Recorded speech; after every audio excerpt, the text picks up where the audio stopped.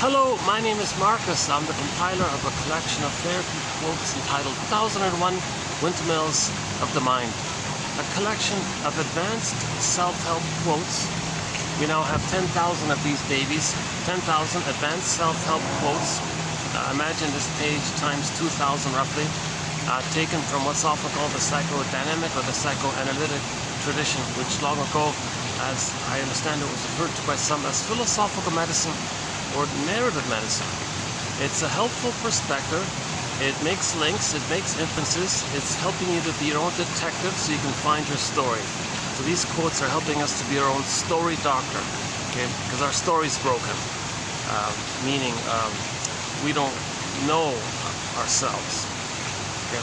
So as mentioned in the last video, to a fair degree, we have our what we believe we know about ourselves. That's great and all that, but most of that's made up in response to the loss of our authentic self, our real self, our true self. Okay? And then so we have this gap like this. Now we're all born with an authentic self. Okay, an authentic self. The word of the year by the Merriam-Webster Dictionary Company for last year, 2023, was authentic. So we're all born with an authentic self, i.e., feeling at home within, embodied. Okay, and from that sense of beingness, there's a pleasurable feeling that comes out of that. I feel, therefore I am, and that's a pleasurable feeling. So that's mainly joy and sadness represent. You're the main reps. Actually, joy is the main animating emotion. The serene, inexhaustible fullness of being. So we're all born with this gift. We're given with this. We're meant to have this embodiment, ontological self, feeling self, sense of self, connection to ourself. It's like a home within, like that. Now, if the child's traumatized in one of these, what we're calling old cunning tales, so that's a whole topic in of itself. Emily Dickinson has a thing called the old cunning tales. So if there's any kind of old cunning tale, some kind of betrayal by the mother, basically. And what does the child do when he receives relational trauma, interpersonal trauma, attachment trauma with the mother, betrayal trauma? What does the baby do to protect his authentic self, that beingness? Okay, what does he do? Okay, as a desperate coping strategy, he wants to hide it, protect it. So he freezes it, puts it into cold storage. Okay, and now, now he may put it far away or something. So the most common image, I think most people are familiar with, is Snow White. Snow White is a personification of a person's beingness. Again, myths and fairy tales are metaphors for trauma, for psychological trauma. The motifs in myths and fairy tales are code for psychological issues, inner dynamics. A whole fairy tale is like one long dream. You analyze a fairy tale like as if it's one dream. In other words, all the characters that are in the fairy tale is a personification, some inner element. So the inner element of having a beingness is the Snow White. And what do we see with Snow White? She's in a box, glass box, in a coma to boot, and in the forest maybe, far away or something. So that's so imagine how do you feel your beingness if it's in a coma and it's in a glass box in a barrier? You can even see it maybe, and get a glimpse of it maybe, but you can't. It doesn't alive to you. You don't feel a body. You don't feel this aliveness. So you might say, gee, I don't feel fully alive. I don't feel fully real, kind of thing. And that's a symptom of trauma. That's the child's desperation by the child. How does he maintain his beingness if the mother is hurting him? Old cunning tale. She's betraying him. Some mothers might attack their own baby, thinking that the baby's her mother, and she's fighting with her mother. Old cunning tale. The baby can't say, "Mother, hold the phone here. I'm not your mother from back then. What are you doing here?" Sometimes the mother sees herself, uses the baby as a proxy of herself, of when she was a baby, and then does to her baby what her mother done to her, because that mother identified with the aggressor, and now that mother, her mother's like her mother, and the baby's going to play her. So she's replaying and reenacting that dynamic that took place with her that was so painful. And when there's trauma, we repeat. So she repeats it. The baby can't say, "Hold the phone, mother. I'm not you from back in the nursery, nor am I your mother back in the nursery." Some mothers do both. First, they shame the baby because the mother had shamed them. Okay? And then they see the baby's the mother who hurt them. Then they play themselves and fighting with the baby, thinking the baby's the mother. Baby, likewise, this is old cunning tale. Some mothers just feel tension. They want to blow off steam on the baby. Some mothers want to communicate that their mother didn't see them as a human being. So they don't see their babies as human beings. They treat them like us, indifferently, like unfeelingly, that kind of thing. They objectify them. So old cunning tale. Another drastic one is some mothers have this sense that they have the right to finally get their needs met, which they didn't get with their mother. So they have a baby and say, baby, I like this blissful oneness that we have here. I don't want you to separate. But the baby has initiative. The baby has autonomy. He's from the Great Spirit. He's meant to be loved, so he can be himself. Baby, oh yeah, you with me, or you're gonna be with with me or against me, kind of thing. Baby freaks out. No, mother, I'll sacrifice myself so you can enjoy the oneness. That's good, baby. And the mother is using the baby to help her find herself. Okay, Anne Sexton has a poem called "I Made You." Well, the line in there is "I made you to find me." Okay, so some others feel that they didn't get support for them to find themselves. So they have the idea that if they parentify the baby, brainwash the baby to be a stable presence for them, feed them, see them, respond to them, respect them, not let them feel alone, be there for them, be reliable for them, be like a steady, consistent, unconditional presence for them, the mother might think, gee, maybe finally I'll have that support that I need to find myself. No baby's born for this kind of role. So this is another old cunning tale that takes place. It's called childhood parentification.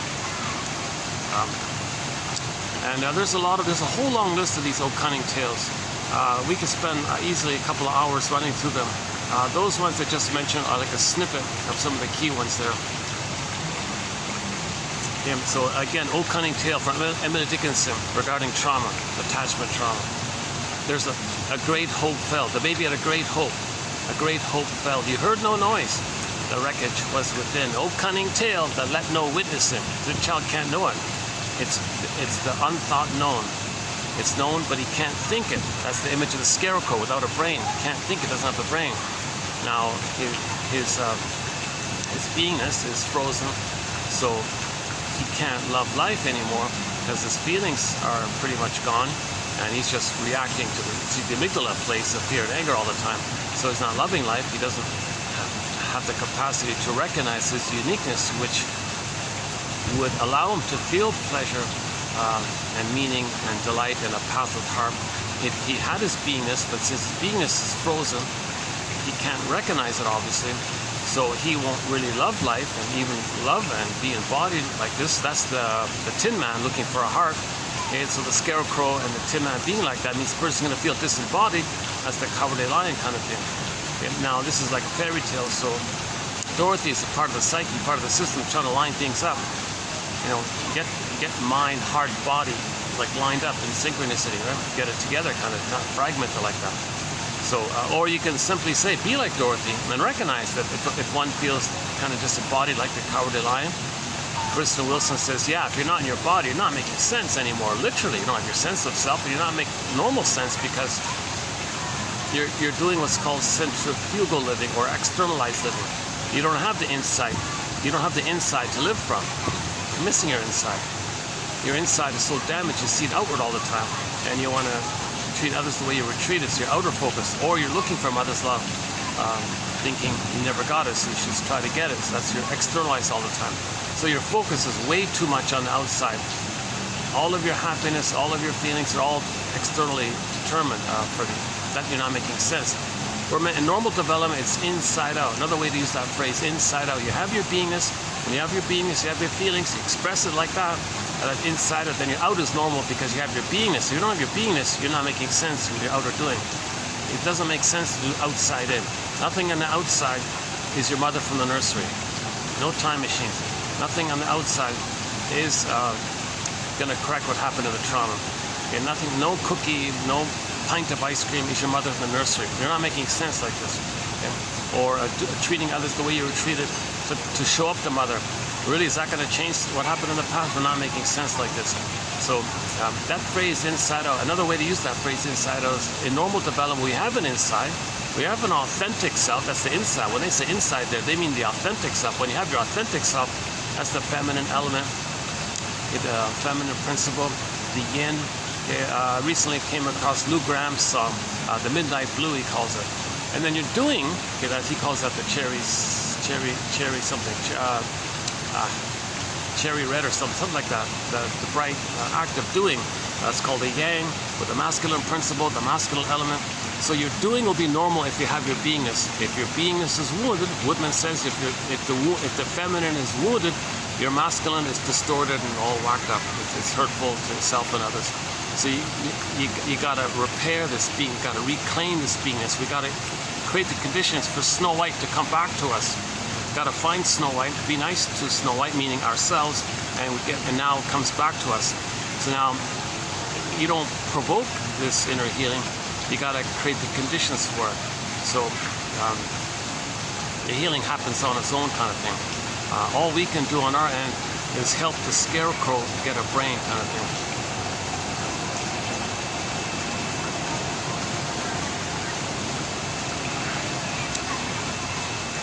And this happens sometimes when I arrived nice and quiet. And just the moment I was starting the video, a group just came in right in front of me. It's like a little noise there. Let's see. Give me a minute to get used to this. I can't move. See, it's 40 plus with the heat index and all that, and this is the only spot where I get the fan. See, I can't do this without the fan, right? And I'm angling the fan so I can get a bit of breeze, but not block the audio. And now I got a bunch of kids running around behind me, in front of me here. Sometimes I got lucky. Yesterday was a lucky one. Yeah, yesterday was a good one. Is that right? Oh yeah, I got very lucky yesterday. Oh my God, I was in a nice little, cozy little restaurant. Check out yesterday's video. That was a good one. That's funny. Yesterday was probably one of my best videos because I was in a cozy, like, living room type of setting. No one was around. It was quiet. It was peaceful. I calmed down. My nerves calmed down. I spoke better. I made more sense. I made more sense. That was one. That might be among the top 5 best videos yesterday. 24. Was it 40? Sorry, 2841. Sorry, 2841. Today we'll be doing 2842. So in each video we post roughly 10 quotes like this, on average. Sometimes more, sometimes less. On average, 10 quotes, with the hope that 1 out of 10 will be of help to anyone. Again, this is for people at midlife. We're talking about the midlife audit, the midlife journey. Oh, Jesus, yeah. A little bad luck here, eh? Son of a gun, huh? Sometimes I got lucky. It's nice, and actually the video prior to it was also a little bit of luck. I did it straight through pretty much. Some videos I got to bounce around like non-stop basically because people are coming and going all the time. And sometimes I can put up with the kids screaming near me and loud conversations. Sometimes it finds it distracts me.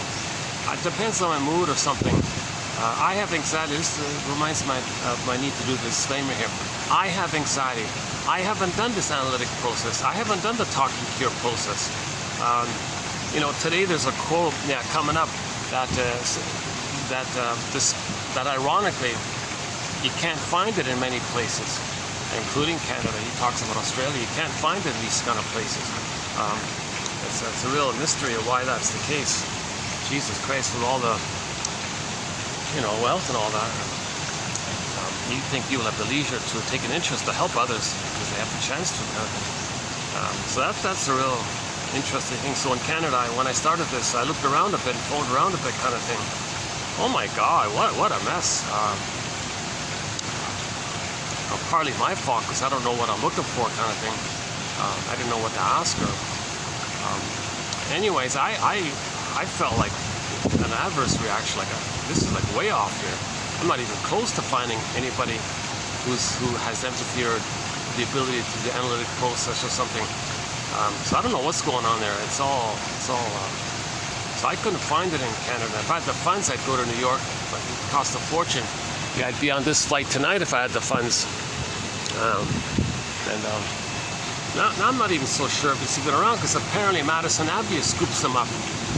One quote said Madison Avenue scours these shrinks and either persuades them or nudges them. I don't know what they do, but most of them seem to go to create PR and advertising tricks, propaganda tricks, advertising tricks. So the shrinks that are available for the healing efforts, they're really minimal now. It's really so that's why we appreciate those few that held their ground and said, no, I'm in this profession as a soul doctor to help people's souls, not use my knowledge to exploit people's pain to make money and do no harm kind of thing. You're doing harm like that. So that's why we love people like Karen Horney, who stood up to all that. Masterson as well. Burglar, Edmund Burglar as well. And you don't hear those names, maybe partly because of that reason, huh? And then and we have a lot of analytic authors. So these quotes come from soul doctors who don't work for Madison Avenue, basically. These are the guys who are really trying to write their books and report the process as best they can, kind of thing. It's very exploratory. It's a half art, half science kind of thing. You know. So we have 10,000 quotes from these kind of well-meaning kind of soul doctors. So most of these quotes are by the doctors, medical doctors, roughly 90% I think, who then specialized in the humanistic approach of the talking cure. So they went to the shrink school called the Analytic Institute and learned this idea that if you find a story, the symptom goes away. See, if you find a story, your psychosomatic symptoms go away. These psychosomatic symptoms people have that the doctors, you know, fill away or play whack-a-mole or sometimes needed, of course, but some of them said, you know, these psychosomatic symptoms, it's emotional. You know, Lucy Freeman made a big deal about this. We did 5 videos on the work of a journalist.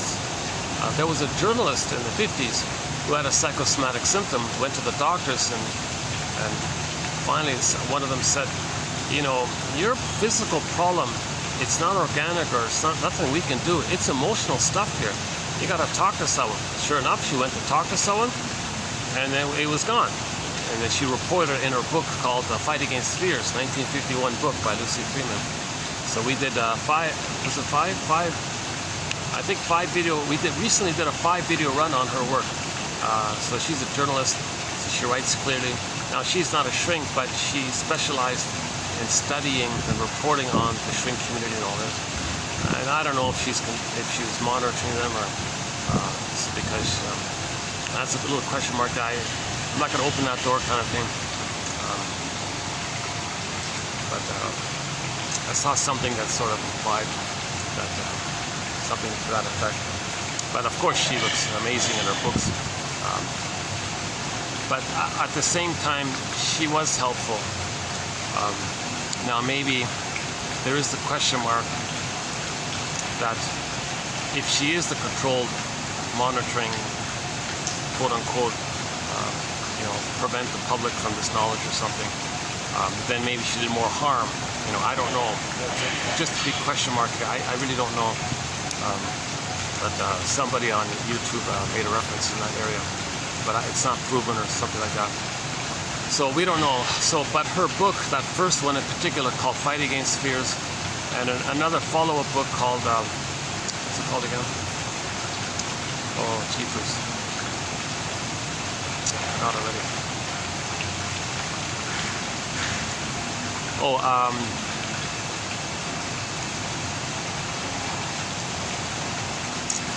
yikes! I forgot the second one. Sorry. But the main one was, it starts at, if you go to 2822, TQ 2822, that video, that's a very good one, by the way. That's the best one, I think. And then that one plus another 4, we cover her material there. So she did provide a lot of good quotes like that. Oh, these cute little guys here. Can we get them in the camera?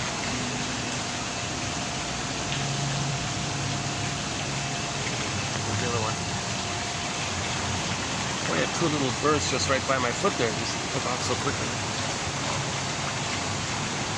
Yeah, they got these blue beaks. Yeah, it's hard to get on. They're always hard to get on camera. They got these blue beaks, and when you see them flying, they got these vibrant black and white colors. Like the feathers from the underside are vibrant black and white. Looks pretty cool. But when they walk on the ground, it's just an ordinary grayish kind of color. But when they fly, they look like totally different birds, you know. Well, that's the closest he's ever come. Starting to get to know me now.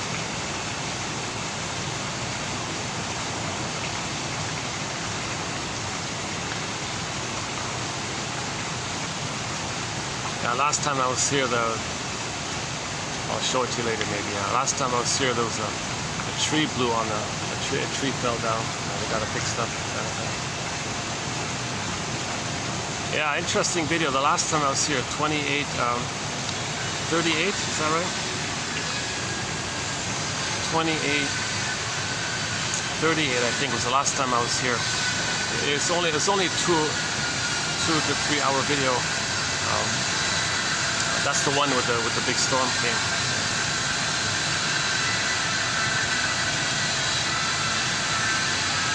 So now it's been a week since that time. And why am I telling you this?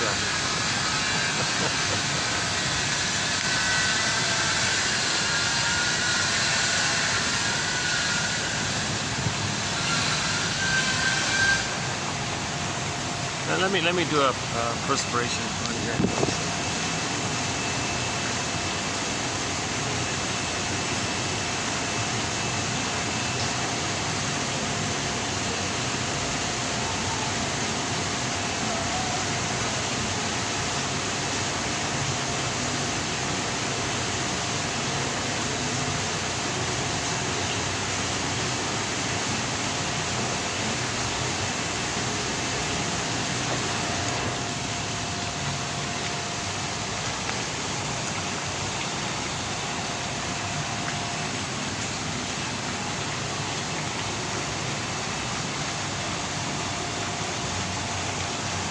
So, where are we here?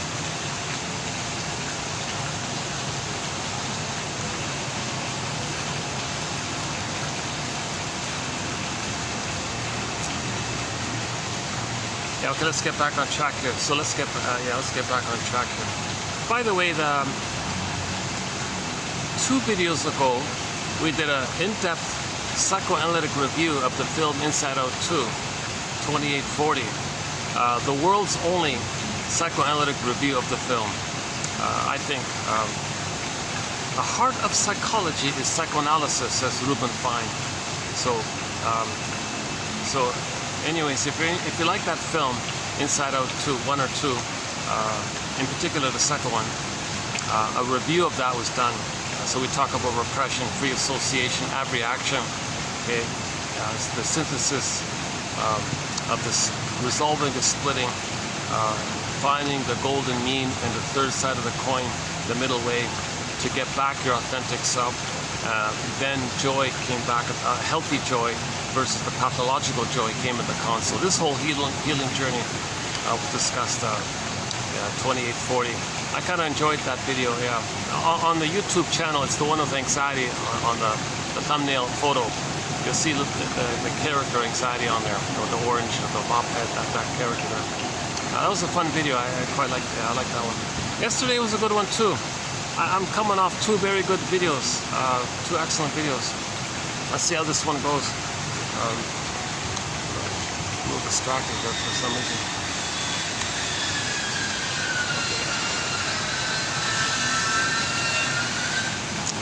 Okay, yeah, let's. So we'll be doing, so we'll be doing 2842 by 2 solid authors here, Lucy Holmes, and a new one I just found yesterday, Suzanne Kremen, is that right? So we'll be covering the work of 2 authors. Is Lucy Holmes a medical doctor? I'm not sure. So Lucy Holmes wrote a pretty good book called Wrestling with Destiny. But that word destiny in psychoanalysis means repetition compulsion. Repetition compulsion. Okay, so they're synonymous. When there's trauma, we repeat.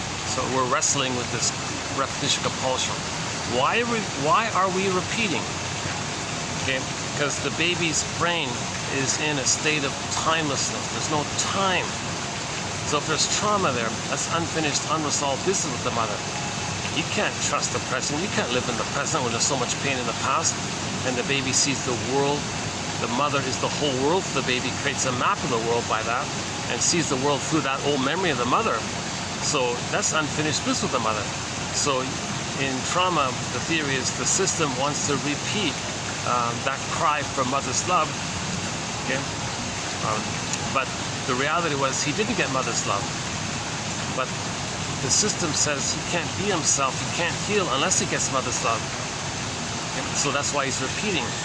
Now, post age 3, it's nonsense because nothing post age 3 can be the mother, nor are there any time machines. You can't undo that. By age 3, all those neural wiring systems get laid down. The intrapsychic gets laid down. Human connections lead to neural connections. The interpersonal leads to intrapsychic. So things get set down like a schema, stencil, working model. Things get set like that. So if the setting is based on baby crying for love, mother said no, and things are frozen like that, okay, whoa. The organism seeks mother's love, but we know there's time.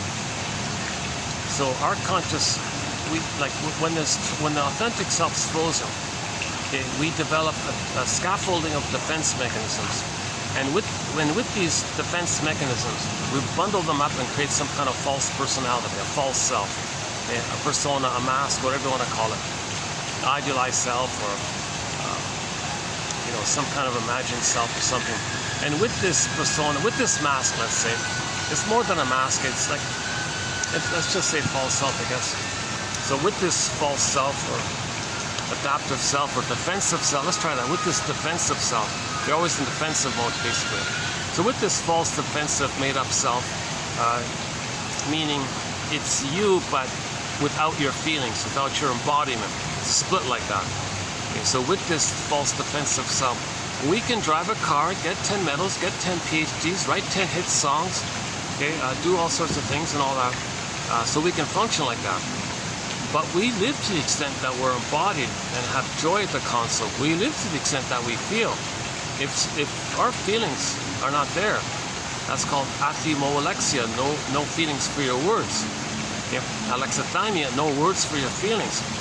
What do we, if our feelings are all frozen, okay, the golden ball goes down the well, okay, joy sadness is looped away, okay, and all we have is the regressive reactivity of the survival brain of fear and anger mainly, sarcasm, envy, anxiety, okay, that whole area, the survival area, embarrassment, shame, like that.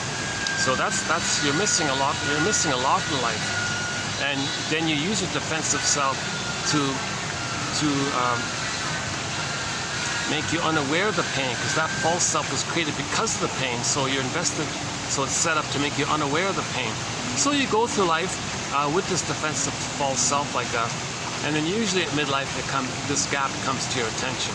Somebody in midlife might say, gee, I feel like I'm living the provisional life. The life is passing me by. I feel like I'm in a trance. I'm sleepwalking through life. Gee, when does life begin? Yes, I got these things. Yeah, like in Canada, like you were saying, you're Canada, Australia, and all, they got all these things, but they feel something missing like that. And they're so defensive about it that they're not even.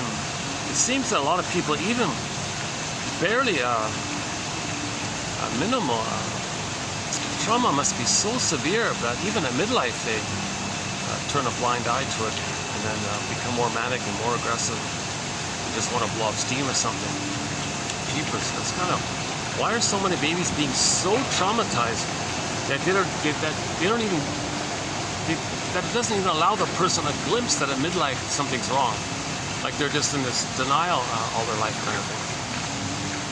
And of course it's narcissistic, it's addictive, it's aggressive, it's full of rationalization, it's full of excuses, it's bombastic, and it's kind of aggressive like that, and it's all defensive stuff, right? And then there's the slogans, or survival slogans, my greed or your greed. And they're always thinking these types of ways. That's just right in front of me there. Looks like they move somehow. Maybe I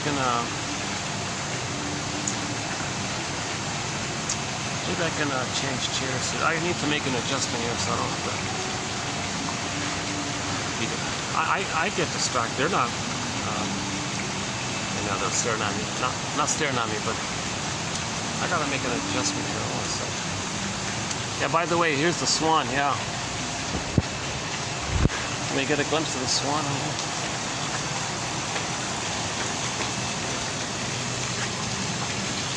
Are we getting him in? And some bird, eh? Awesome little bird, eh?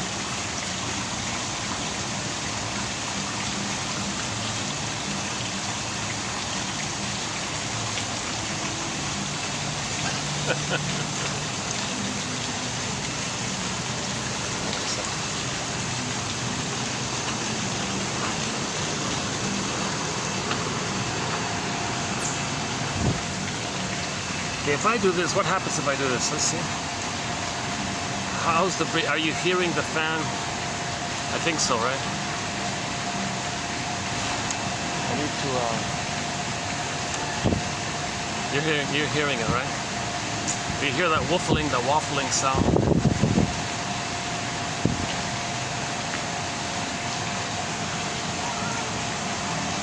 Okay, let me hold on a second.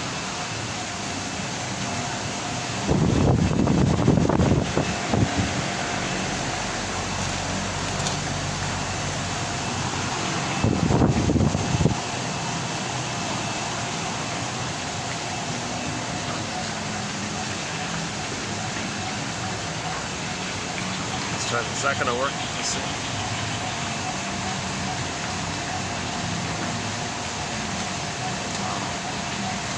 Or I could try the other place. I might get lucky again and see if it's available. But it's getting kind of late. I got a late start here. What is it? It's already almost 4 o'clock. Oh yeah, I got a very late start here.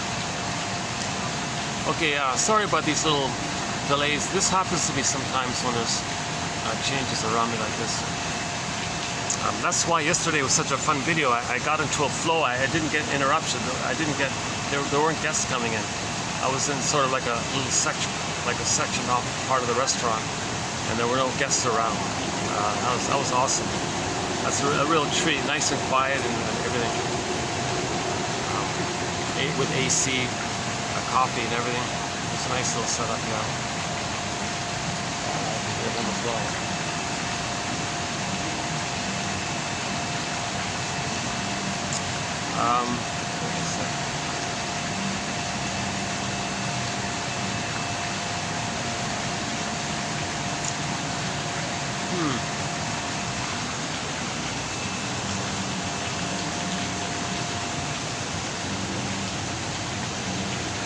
I might be better off going back, huh?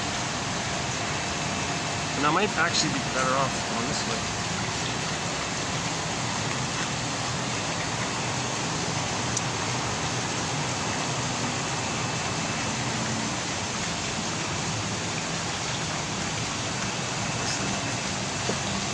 Can you believe it? I bought this bag, a shot just like from the supermarket. This ordinary for one like €1 in Germany, €1. This is like, I use this almost every day, like for shopping and everything, and it still works. It's got, it's still holding up, huh? One year. This is the longest lasting shopping bag I've ever had in my life. Huh?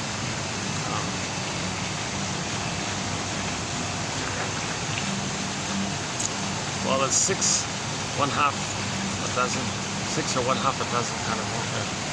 Hold on a second.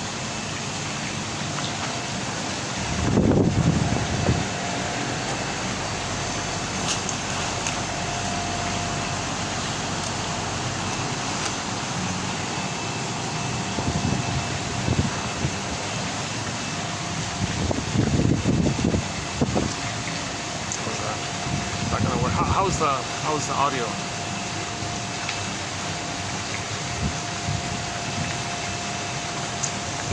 Okay, let's get back on track here, yeah. Sorry about the delay here, jeepers. But we're posting some good quotes, so however the outcome is in my delivery, the quotes are posted below. That's the key thing here. A lot of these quotes are hard to find.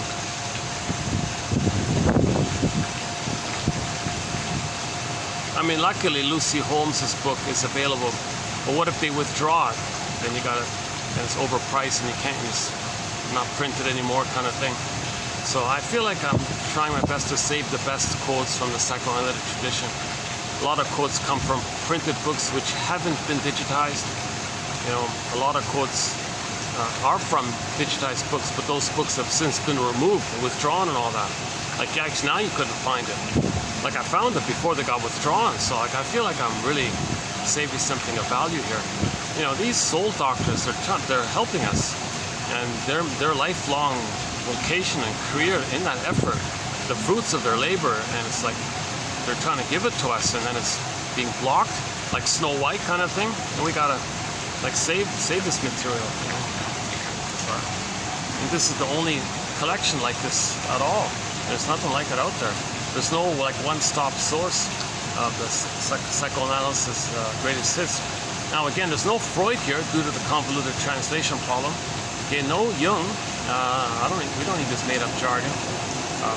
It's confused. It's just a bunch of red herrings. It just leads people down all these red herrings, collective unconscious, all these new terms he created. People are. It's a defense mechanism. You intellectualize some vague term. You feel important maybe. It takes you away from your feelings. Although ironically, many of the followers kind of corrected him a little bit, helped out a little bit. So yes, ironically, Jung's work is helpful, but through his followers. Lacan, same kind of thing. We don't have any quotes from Lacan. So these are from clear writers, like Lucy Holmes and and Masterson and Althea Horner, Dorothy MacArthur, Brinsley, Guntrip, Solani, Grotstein, Ogden, all these guys. Excellent stuff here. They write clearly. It's informative. It's helpful. It's meant for everybody.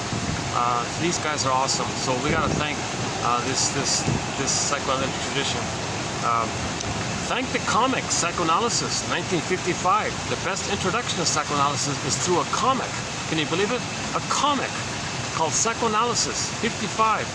The 4 issues were put out that year. It just ran for the 1 year. And 4 years ago, it got reissued into both a digitized form and through a hardback, which has the complete run. I highly recommend getting one or the other. So in 2000, in the year 2000, it got reissued. So thank goodness, that's awesome. That's the best introduction to psychoanalysis. And then from there, read maybe Karen Horney's book, Our Inner Conflicts, or James F. Masterson's book, The Search for the Real Self. Or if that's too much, start with the Enneagram, something simpler. Or start with some self-help type of material. The codependency and that kind of stuff. Whatever works, right? So you gotta it's up to each person to identify what clicks for them. There's no package set answer here. There's no formula like that. Everyone's got to be their own detective to find a little piece that relates to them to help them weave a basket. Weave a basket, then the egg will come in. Okay, catcher's mitt, then the ball. So first catcher's mitt, then the ball. That guy, behind home plate in Major League Baseball, he's not going to catch that speed ball with his bare hands. He needs a catcher's mitt. So first, get this catcher's mitt, okay, and then you can catch the ball, kind of thing. So that's what we're trying to do. Build a catcher's mitt.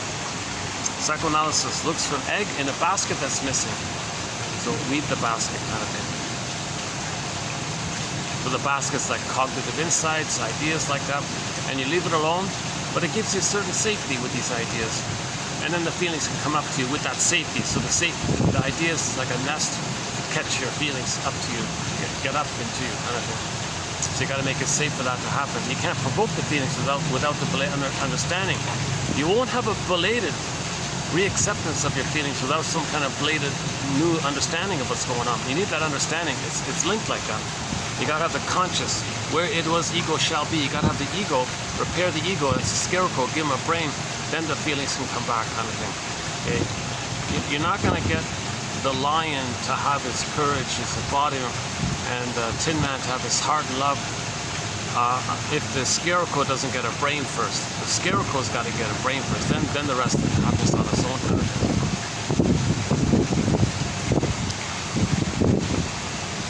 So back to this midlife issue. So normally at midlife, people have this inkling, this hunch, something's off, something's missing, I don't get it.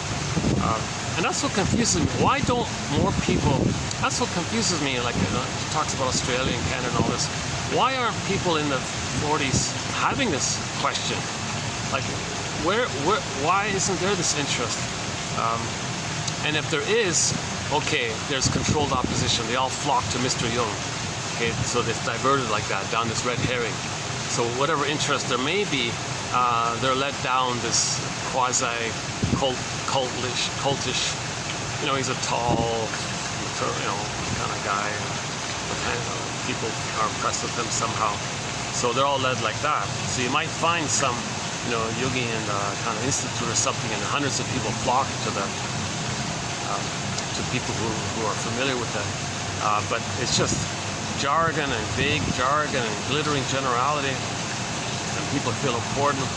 And it's appealing somehow because you're trying to acknowledge the feelings. You're trying to acknowledge that you lost your feelings. What happened to your feelings? How do we get back the feelings? So you're addressing the issue, but you're not really specifically giving people any kind of, like, you're creating a kind of dependency or something. So Mr. Young's sort of like a quasi-cult leader. You just depended on him. So it's not that. Maybe it's people go for a couple lectures and say, well, that's not it. That's okay, right?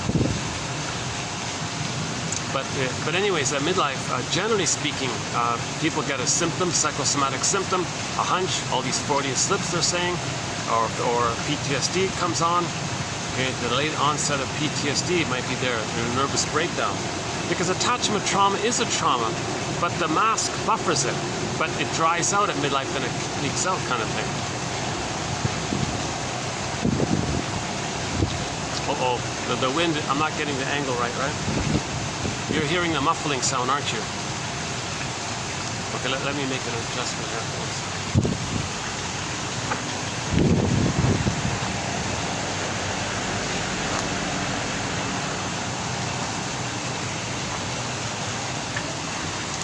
Geez, even with the fan, I'm still sweating.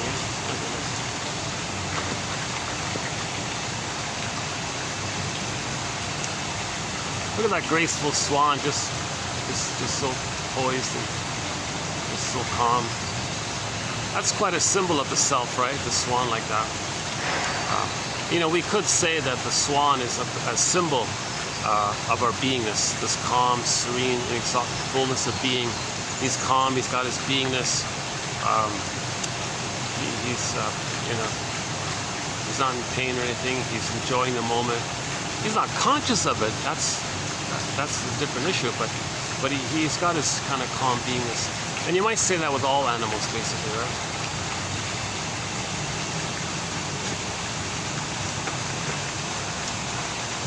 So people that say that. And Zaz, the singer Zaz, has a song called "Et Boule Pare Ni," and it's about a woman who feels that life is passing her by. It's like her image was she's on the platform on the subway, and the trains are passing by, and she doesn't get on the train. She can't get on the train because she's frozen. She's afraid, kind of thing. And so she's bedazzled by the lights of the trains passing by. So she feels like life is passing her by, kind of thing. And at the same time, she's missing some fellow or something. And one day he walks by and doesn't even say hello to her. And she, oh my God, life is passing me by. That kind of thing.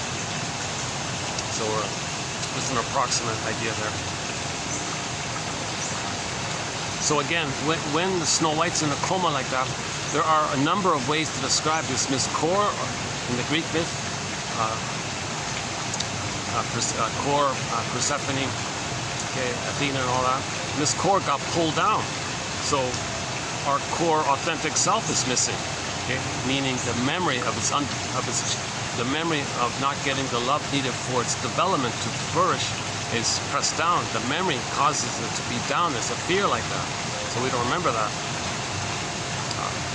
In the Iron John story, the embodiment and the golden ball are both locked in a cage. Where's the key? Under mother's pillow. So that's the old cunning tale, that the mother used the baby to meet her needs. The key is with her like that, and she's not going to give it to you. Robert Bly says you got to make an effort to get the key. Oh, the swan's on the move. Huh?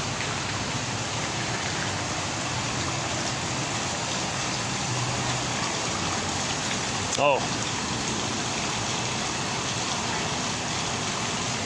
Okay. I heard they put the food in the water it makes it easier for him to. It softens the food, so it's easier for him to eat or something.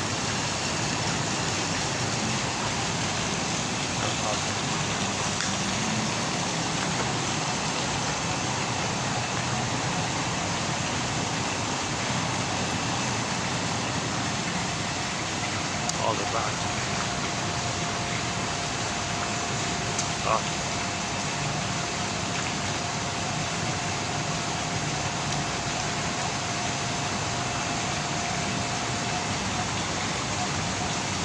Hold on a sec, let me get used to this. Jeez, what else? But I'm playing some things distract me a little bit, right?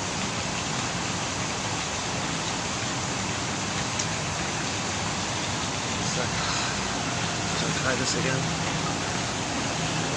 Maybe I should try this. Maybe the best answer is to do it this way. Just go back this way. Yeah, okay, let's just do this then. Okay, let's fix the fan. Hold on a second.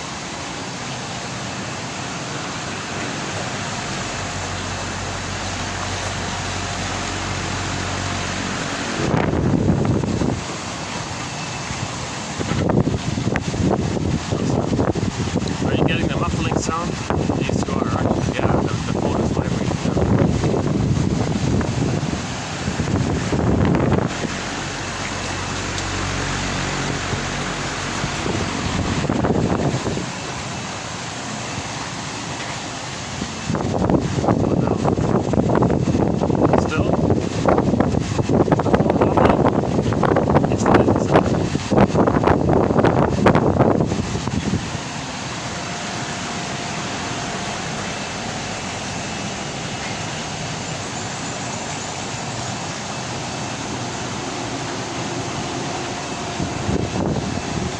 Now. Is that okay? I got the breeze. Let's sit up a bit. Okay, let's try this for a while. Hopefully it's okay. Yeah, so at midlife, people say, gee, where's the pleasure? Where's the joy at the console? Joy is zooped away. And maybe anxieties at the console or something. Or, envies at the console, or greeds at the console, etc. Sarcasm might be at the console, like where's the joy kind of thing. Now they may have like schadenfreude joy. That's not a healthy joy. That's a perverse joy. That's a sick joy. Oh yeah, by the way, sidebar. Yesterday, one guy made a good point, interesting point. He asked a very simple question: why is it that in the English language we don't have a word for feeling joy in someone else's success or pleasure? Like you see someone else happy and you feel happy. Why don't we have a word for that? Oh yes, we have a word for you feeling happy if someone else is not happy, called schadenfreude. So he said, well, let's correct this. So he introduced the phrase Freudenfreude. Freudenfreude. Okay, so back up. So schadenfreude means, the schade means the suffering and all this. The pain, the suffering, the schade. But the Freude is the joy part. Well, sidebar, he said, why is it that the father of psychoanalysis, despite his name, isn't happy? And I made the joke because you don't got the E there. So Mr. Freud, okay, I'm being silly. So so Mr. Freud's considered not. He wasn't really a joyful kind of person, right? But his name is very close to the word joy. Like in German, Freude means joy, and his name is Freud. So close but no cigar. Okay, anyway, back up a sec. So Schadenfreude in German means pain, suffering. Okay, you take joy in someone else's pain or suffering. Like you see pain or suffering out there, and you take joy, and that's called shadow. That's a pervert. That's an illness like that. So we have this in the English language, right? But we don't have the healthy thing, which is where you feel joy at someone else's joy. That's called. So he says, let's have this word here, Freudenfreude. That's the normal state of affairs. Oh, okay, we're getting it. You're getting it now. You're not hearing me, are you? How do I fix this with the fan here? There's no one. How is it that that group can sit outside and not sweat like I am? Oh, because I have to walk here for half an hour and it sweats, so that's why. Okay, sorry, one more adjustment here.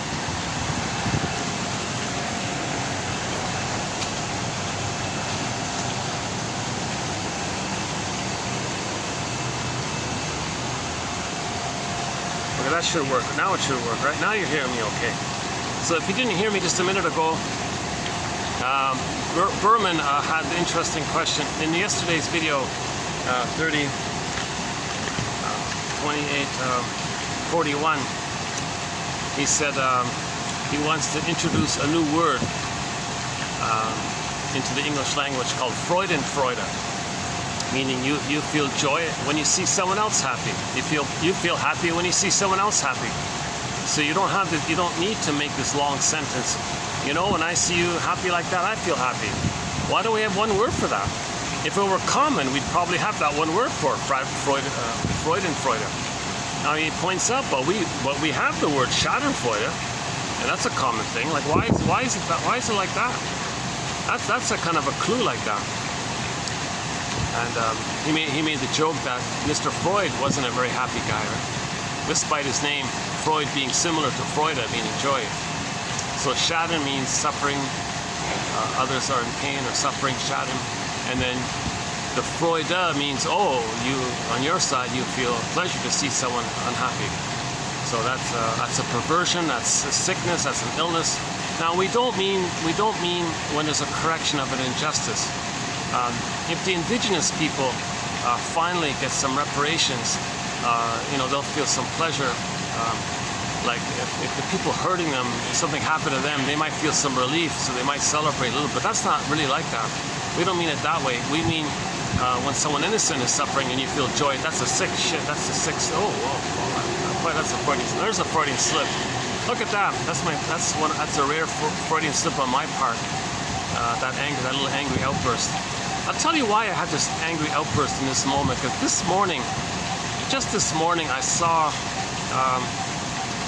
some stuff in Australia, what's going on, and I felt kind of angry to see that kind of thing. That repressed anger that I had from this morning slipped out just right now when I said that. I've never said that. I've never used a swear word or a four-letter word at all in all my 1,000 videos. That's the first time I've done it. Look at that. There's a Freudian slip. Okay, let's go back to the Freudian slip. So at midlife, one hunch that there's trauma and anger and all that stuff are some kind of Freudian slips. You might say things you didn't mean to say, just kind of slipped out like that. Like my example here. So Woodman's example is in the unconscious there might be some frogs and the frog leaps out. There's like a little slip, like a leap like that. Then you catch yourself and go, oh, where'd that come from? Like, whoa, where'd that leap come from? Freudian frog leap slip come out. Where'd that come from? Well, that's from your unconscious. You've been burying that anger. Like myself, this morning, I felt kind of angry what I saw, and I kind of buried it. And I forgot about it, but I didn't realize I was still harboring this kind of anger at the injustice inflicted on the indigenous people. So when I'm talking here now, I feel safe with it. Because I feel safe with my imaginary audience here, it kind of blurped out like that. So when you feel safe, you say things that you need to say, right? Yeah, interesting. That's a good example of Freudian slip right there. I'll explain more about when we get to the quote from Miss Kremen here. Suzanne, what's her name? Suzanne Kremen.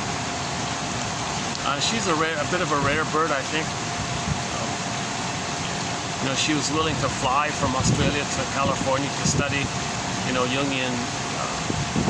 It's a starting point. A lot of people might start that way because people don't know about the analytic approach. People don't know about object relations theory. It's kind of obscured, and you don't see hundreds of interviews on YouTube with James F. Masterson, Althea Horner. There's like one little tiny little one that barely made it to YouTube. with Masterson.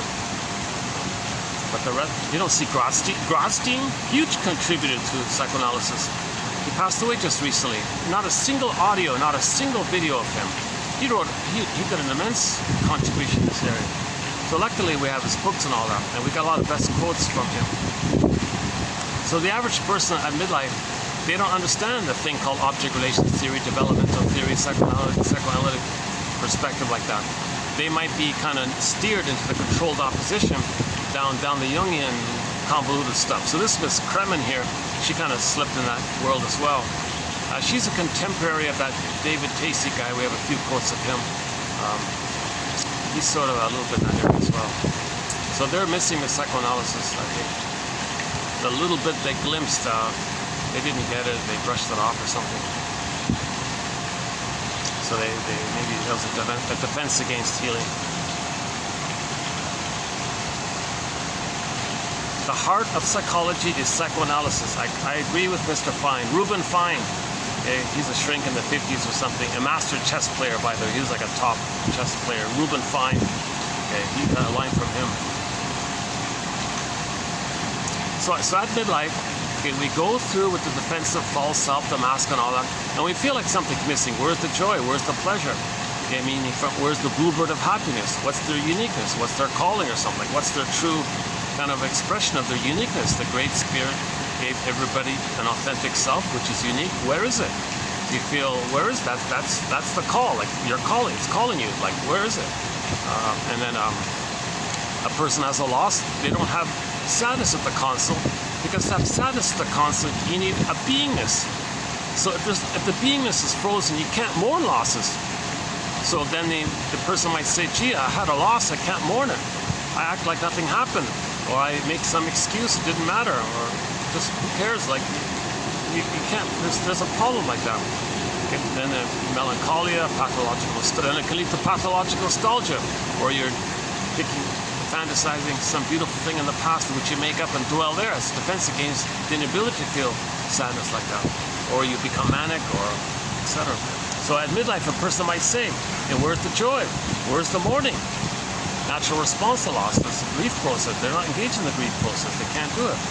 In order, again, the psychic structure needed to accept the loss is differentiation. Meaning, when you're loved with the mother, you can feel safe to differentiate. That's having your beingness, and when you have your beingness, you can have sadness to the console. I feel therefore I am. I mean the basic primary feelings and the authentic self line. Okay, so there's like two sets there. You got from the feeling brain, I feel therefore I am. If that's all frozen, you go back to the primitive survival brain, okay, like regress to the earlier brain, the brainstem, okay, the amygdala, and that's the survival side. And then you got fear and anger. That's a different set like that. So back to Inside Out 1, the original Inside Out, the first one. You saw the two sets or groupings of feelings. Okay, the primary basic ones, joy and sadness, represent for the feeling self, the embodiment self, the beingness and all that. You can joy and sadness. When that's all frozen, zooped away, okay, the flaring up of the survival brain, the primitive lizard brain, iguana brain, salamander brain, reptile brain, crocodile brain, chameleon brain, whatever, pick your favorite creature like that as a nickname for that brain, because those creatures only care about survival. That's mainly the amygdala and stress, and it's the stress response of fear, the stress response of flight or fight, right? So the fear and anger like that. So although we say fear and anger are emotions or feelings, technically they're more like visceral sensations. It's more like chemistry, like biochemistry and adrenaline and glands and hormones and that kind of physiological area. So that's the survival area of just always thinking in terms of survival. Like the iguana, just only has the instinct to survive and reproduce like that. So you're missing the quote-unquote more feeling side of being human, the quote-unquote more human side of being human, which joy and sadness represents. So when joy and sadness got zooped away, so the needs were met, so the pleasant feelings go away, then you go back to the first brain. So in the Disney film, I said out the first one, fear and anger at the console, mainly anger's at the console. You see, that's a pitiful life for a person to always be angry and think in terms of like we're in a jungle constantly. Come on, you know, that's a disturbance. That's a sign of trauma like that. poor kid or poor person who always has to think in a very cynical, negative. Because the main emotions are hate, greed, envy, spite, vindictiveness, schadenfreude, grievous, collective injustice, can't mourn losses, so you say didn't need them anyways. Okay, fiery victory, sarcastic humor, put down humor, shame. It's very bitter, angry kind of stuff. I feel tense just recalling the. I kind of feel. It's just sad thinking about it. So that's a pitiful state. That's a sign of trauma. That's not a natural state of affairs to lose our human side of being human. And when I see somebody who represents the quote-unquote human side of being human, vulnerability, trust, feeling, ethics, creativity, okay, moral, virtue, like if you see anything in that area, they hate it, they mock it, they shame it, they put it down, they want to see it damaged because it was damaging them and they've identified with the aggressor. Okay, so that's their loyalty to the mother, that to them. So if they see somebody who represents their lost innocence, they shame it and belittle it because it was done to them. That's their safety with the mother. That's how they survive, by imitating the mother, treating others the way the mother treated them. So they find proxies to play them and shame them because them is them, and they're loyal to the mother who did that to them. Okay, this area is covered in most videos. We have a major topic called identification with the aggressor. Okay, the stingers and the clingers. I'm not going to run through it. I didn't do it in the last video, and I didn't do it in the one before. If you randomly click any of the videos for the past 2 years, you'll get sort of an overview of the basic points of the stingers and the clingers. And it takes me 2 hours to run through it. I've got another late start here, so I'm not going to do it here at this time. We talk about scapegoating, the emotional triangle, Murray Bowen's theory, the primary mentation and secondary mentation, issue of symbiosis, developmental theory, the 5 stages, the secure attachment style area. We cover this kind of basic kind of ground. The projection, projective identification, the hocus pocus, flip-flopping, sometimes into translogic, and then the issue of how does the baby, be the mother, to be loyal to her, but be angry at her, be is her. Hence the idea of evocation of a proxy and finding others to play both himself and the mother, and he flips it around in his battle with the struggle with the mother, unfinished business with the mother, struggle with the mother, relentless struggle with the mother, angry at her but still needs her love. He's an emotional fugitive from the love that he seeks, and he's angry. This whole area we cover, takes like a good 2 hours to run through that kind of material. So back to midlife. Back to midlife. The person might get some that they're not mourning.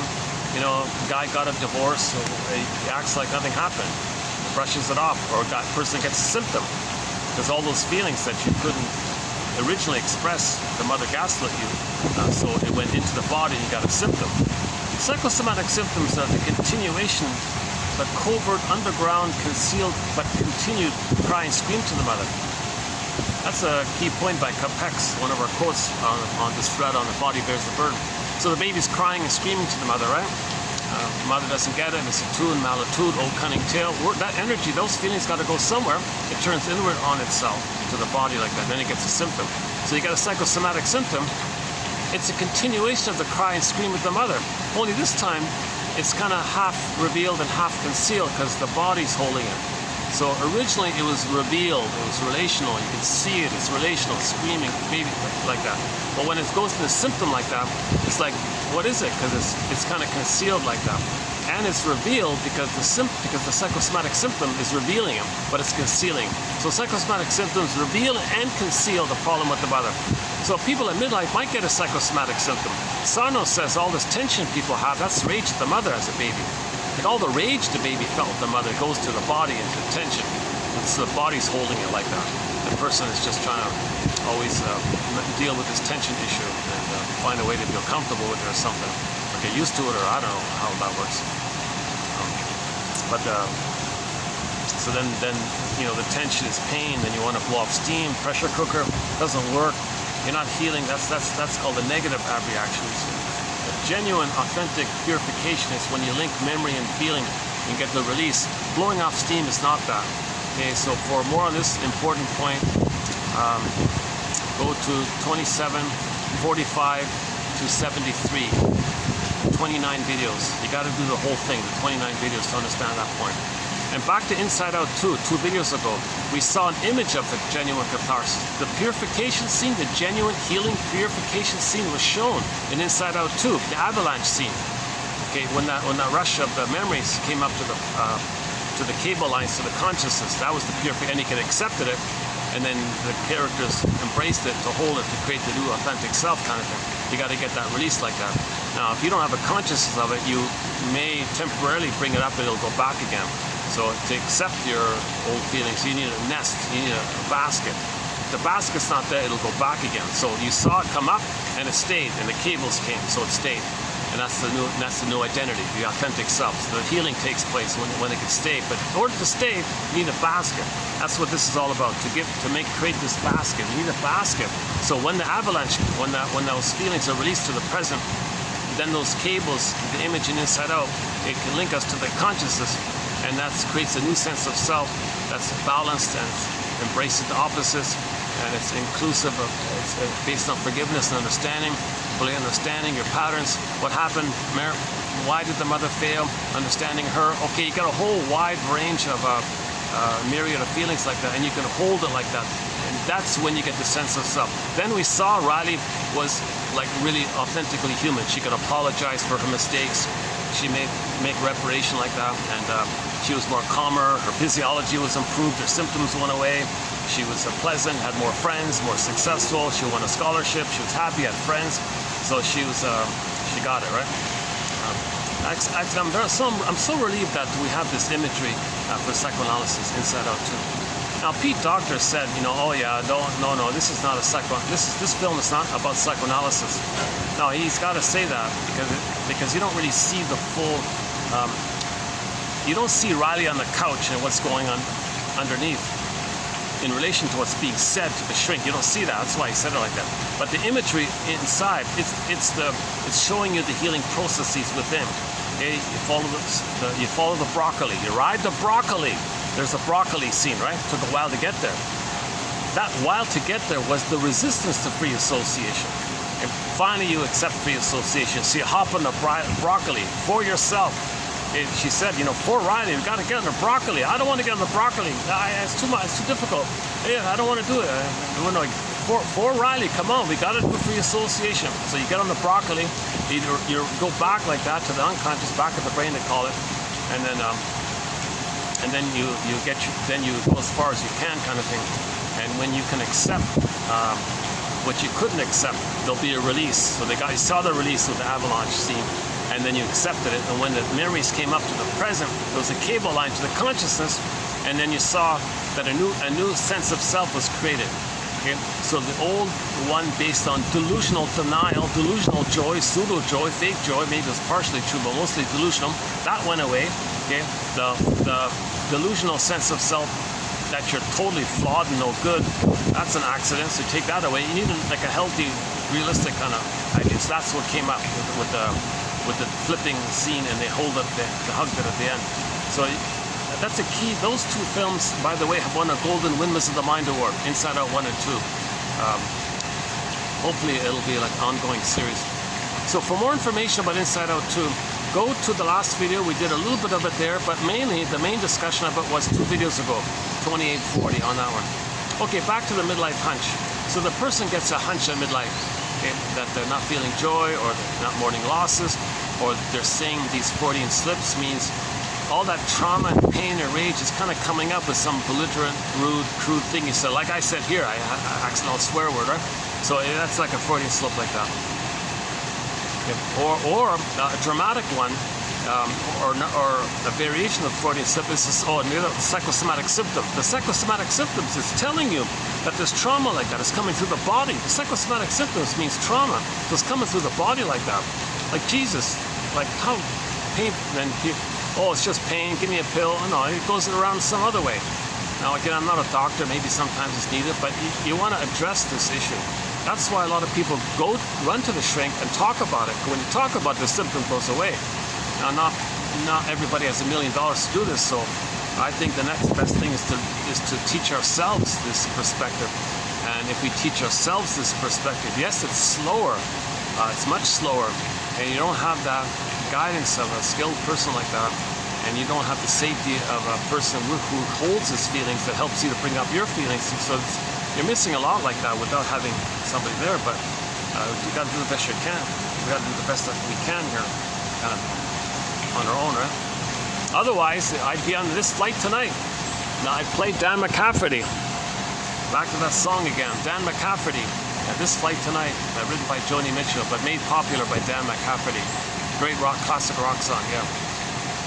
I talked about our soundtrack a little bit in the last video. Let's not do it this, maybe I will do this time. But we have an amazing soundtrack here, songs from around the world, all continents, all languages, all genres, even modern techno thumping. Yeah, okay. I'm always tempted to go down the soundtrack path. It's fun talking about the songs. A lot of great songs on our soundtrack.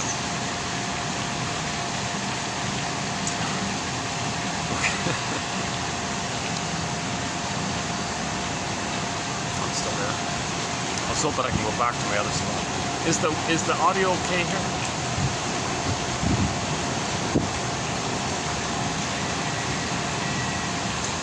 So another dramatic, revelation to a person that there is attachment trauma, relational trauma, that they were failed, that they were not properly loved, that they were betrayed by the mother, and there was a trauma there, but it got muffled over. But the sponge of the false self dried out in midlife. Then it kind of leaks up. That's the message of the Odyssey. When Poseidon said it's going to come up now.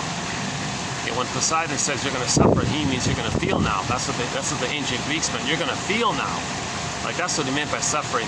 He didn't mean like punishment suffering. He just means you're gonna really feel, get into your feminine, your feeling, your midnight blue. You're gonna get your beingness. That's ironic, strange way of saying it. Anyways, is the delayed onset of PTSD. So somebody, that's called a nervous breakdown, right? So at midlife, somebody suddenly has a nervous breakdown, like soul loss, like something, like complete. They read the checklist on PTSD. Check.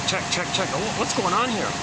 Why do they have PTSD? They don't remember any kind of trauma, but that infers there was trauma. If a person has post-traumatic stress syndrome, there must have been some kind of trauma, right? But they don't remember it. Well, you make the inference it took place in the nursery. Okay, it's a relational trauma. It's an interpersonal trauma. It's an attachment trauma. Attachment is relational. Baby and the mother, attachment. Baby needs a safe attachment. The mother didn't give him a safe attachment. There's a trauma like that.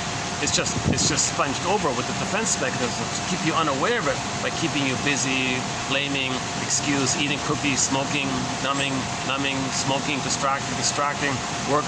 So you can distract yourself for the first half of life, but finally it dries out. So at midlife, roughly ballpark around 40 people, there's no set number there like that, but in the midlife, people get this kind of one way it comes to their attention is they get the delayed onset of PTSD. That's a clue like that. Then now you okay, what's going on here? Once you say that, what's going on here, you begin the hero's journey. That's Joseph Campbell's famous line. Okay, Chinna calls it the second journey. The shrinks call it adult development simply. So at midlife you want to get back, okay, your joy and sadness. Just like joy and sadness was zooped down, they want to come back. In this sequel, Inside Out 2, same thing. Joy and sadness was zooped down, they came back. Joy comes to the constant. So we had joy at the beginning, okay, joy went down, sadness first, then joy, same thing. Sadness came back, then joy comes back. Get the mourning, then the joy. Get the tears, then the rainbow. You first got to have the sadness, and then the joy. Joy is 100 tears away, sings Vonda Shepard in a song called 100 Tears Away. She's got two, I think, two renditions of it. One of them is on us. I forgot which one it is. The earlier one, I think. Or the second one, the later one, the latter one. That was a while since we played that. I haven't played music in such a long time here. The problem is my poor laptop died on me like that. The battery is totally, there's no battery anymore. It only works with the cord. Barely even. Jesus. And I can never really get access to a cord anymore. Although theoretically, I could have done it today, right? If I brought an extension cord, maybe I could have played some songs. Well, I'll have to sort this issue out with the music later on. Okay, so anyways, it begins. So at 40, whether or not there's any kind of midlife crisis that precipitates it, or whether there's something dramatic about it, often there isn't. It's just a kind of a hunch. It's just some kind of sense. Something's off. Something's missing. I feel like I'm living the provisional life, the unlived life. When does life begin? Something's missing. Isn't there more to life? What's going on here? And you know, you're getting older, and the reality of time, like I feel like something's missing here. Where's my beingness? Where's my feelings? Where's my embodiment? Where's the joy at the console? Where's the ability to be creative and play and relax and trust and love and empathy? And why are they so negative with these jungle slogans all the time? That's seriously trauma. That's serious trauma. So why are they traumatized? So you investigate, why were they traumatized? Why did the mother traumatize the baby? Why did the mother fail the baby? Why did the mother betray the baby? Why? That's a key point in the healing journey, to find out this old cunning tale. Why did the mother traumatize her baby? Okay, it's hard to believe. Okay, the painful truth will upset you free. Okay, the shrink said to Lucy Freeman, as a journalist, you're very good with all of these why questions. Why this, why that? But you're missing the most important why that's at the root of it all. Oh, really? What's that, shrinker man? Why didn't my mother love me?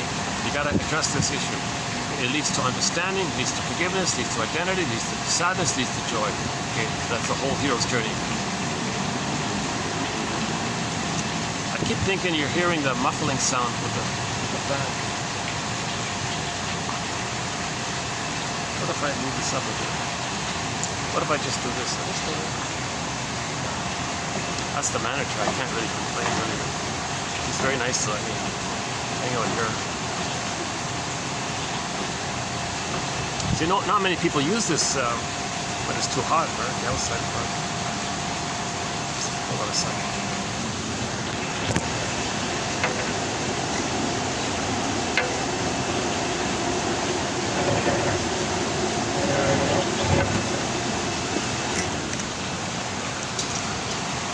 Okay, how's that? Still recording? Is it better with the audio? Not much? A little bit?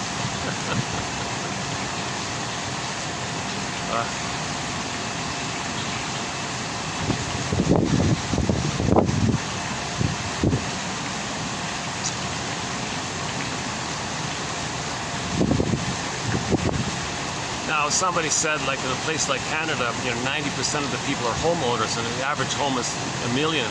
People got second homes and inherit cottages and things.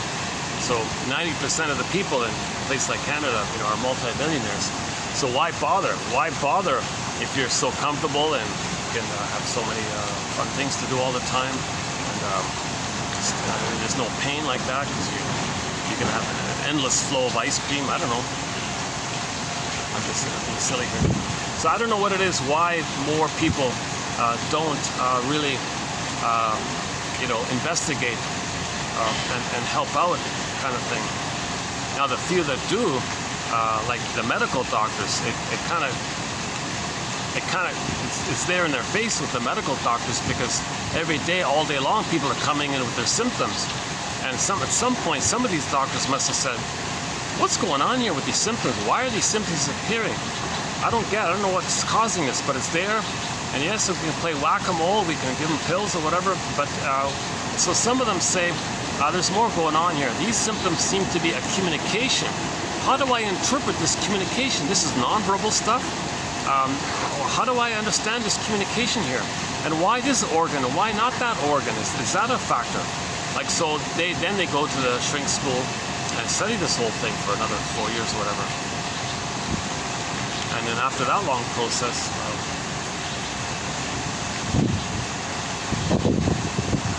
and why do so few of them do that? Like, why do so few medical doctors become soul doctors? Like, and I heard one theory that like a lot of these doctors, they work a lot of like long hours, like 24-hour shifts or 24-hour shifts or something. Someone said, that it might be a little bit designed like that to make you a little bit numb. So they do operations, they don't feel anything, make them numb, in other words. So at midlife, they're already numb, they've given up, kind of thing. So the few that can hold on to their soul to get access to the feeling, there's something off and they want to do something about it. That's why we cherish the psychoanalytic guys, And then they learn it as best they can, kind of thing. Then the Madison Avenue plucks them. Oh, you got a lot of knowledge here. We need that to fool people, to sell products. We want to, we want women to smoke. Create a slogan. Shrink says, what about torture freedom? Oh, I like that. It's nonsense. So women want freedom and all that. But really, damaging your lungs gives you freedom from your mother in the mind? Like the woman wants freedom from the mother in the mind. Damaging your lungs is going to do that? Torture freedom. Okay, well, maybe the woman thinks, well, if I blow smoke in the guy's face, he'll back off. Like this is not aware, this is not helpful, but the shrinks create advertisements that describe the phantom placenta, describe the good breast, describe the mother, the missing mother. You might buy the product unknowingly, because people are still looking for that good mother. So you don't describe the appliance as the good mother, but you use the adjectives of the good breast onto the product. People buy the product thinking in their fantasy they're looking for the good mother, not knowing that they're looking for the good mother. Repetition compulsion. Post-trauma, we have this unconscious hope for the fulfillment of those old unfulfilled needs. So the shrinks know this, so they'll create jingles and slogans and advertising lines to that effect. People buy the product to tap into people's unconscious fantasy that one day they're going to get mother's love. So they displace that onto the product. People associate their need for love onto the product. Buy the product, disappointed. Now the one that was disappointed, that's for them to know that the mother disappointed them. So we got to be our own detectives like this. We got to analyze ourselves like that.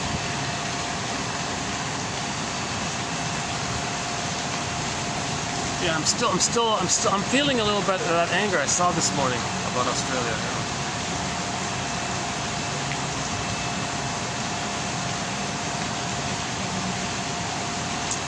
Maybe I have to talk about it. I'm just thinking about it now. I'm still feeling. I didn't realize I was carrying this anger like when I came here from what I saw this morning. I didn't realize until I made that Freudian slip. Now I realized I'm carrying. Now I think about it, it's still there. I didn't realize how hurtful that was. So why don't maybe it'll help to just run through the quotes here. So let me reverse the order here. Let me do Miss Kremen's quotes first, then we'll go back to do Lucy Holmes's quotes. So we're doing two authors here. Now she's not a shrink or anything. She's a clever, curious person who bounced around with different jobs in her life and all this. Oh, they're leaving finally? Oh, good. Oh, they're leaving. Okay.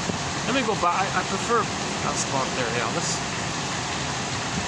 I finally got the fan figured out.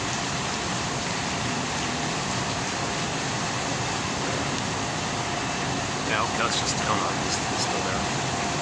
Hold on a sec.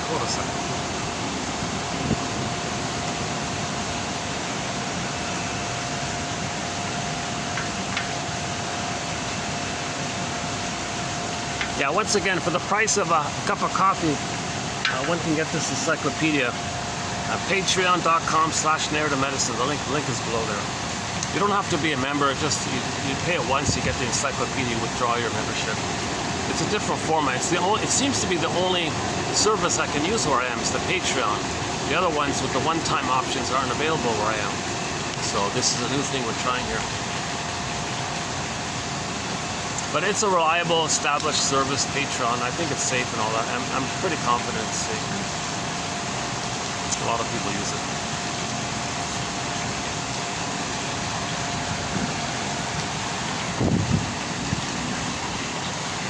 Okay, let's do Miss Kremen's. Is that how you pronounce the name? Kremen or Kremen? C-R-E-Men. Kremen. So this is the call then, to be oneself as a service to the whole of nature and to succeeding generations. This is her quoting another guy. And then she said regarding her midlife, she said, at my midlife, the homepage for my website simply said, this site is under reconstruction, i.e. I was under reconstruction. That's her way of describing midlife, that she's going to reconstruct herself. We can fix $6 million woman. She's going to reconstruct herself in a psychological way. So she's going to find herself. So she began the second journey. So she flew to California and all this, and studied what they call depth psychology. Depth psychology is, in it's the Jungian angle of psychoanalysis. It's like Jungian psychoanalysis, they call it depth psychology, or it's a general term, depth psychology. Let's do that. Depth psychology is a discipline that acknowledges the continuous interaction of unconscious and conscious influences on human behavior. That's a pretty good definition right there. Okay, you can say it about psychoanalysis, the psychoanalytic perspective, object relations theory, okay, or in the broadest of terms, depth like deep. Okay? Deep psychology, depth psychology is a discipline that acknowledges the existence of the unconscious, that there's some kind of juxtaposition between the unconscious and the unconscious, some kind of dialogue of back and forth, as Hermes find across, back and forth, that there's some kind of attempt to make the unconscious conscious. Like in Inside Out 2 with the avalanche scene, the unconscious became conscious, cables to the conscious, new identity. So there's this, that's called depth psychology. So Inside Out 2 is a metaphor for depth psychology.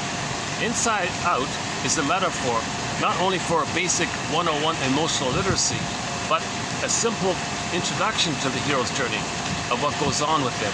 Now, we don't see the outside that led to the inside healing. That's sort of the missing part of it.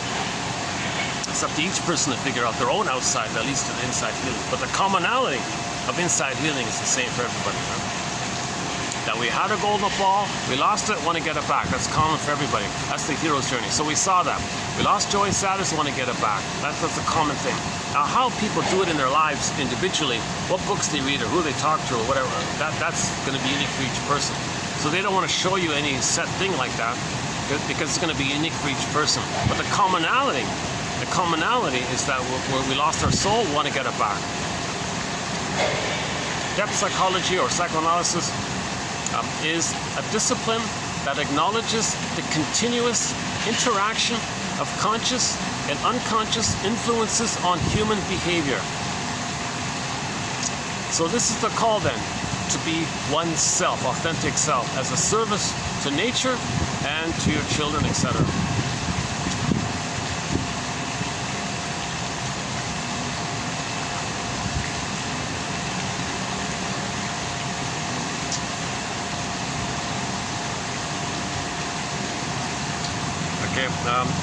A very good definition on projection by Miss Kremen. I like her definition of projection. Projection is the main one we're using is projection is the means of bringing repressed material to consciousness.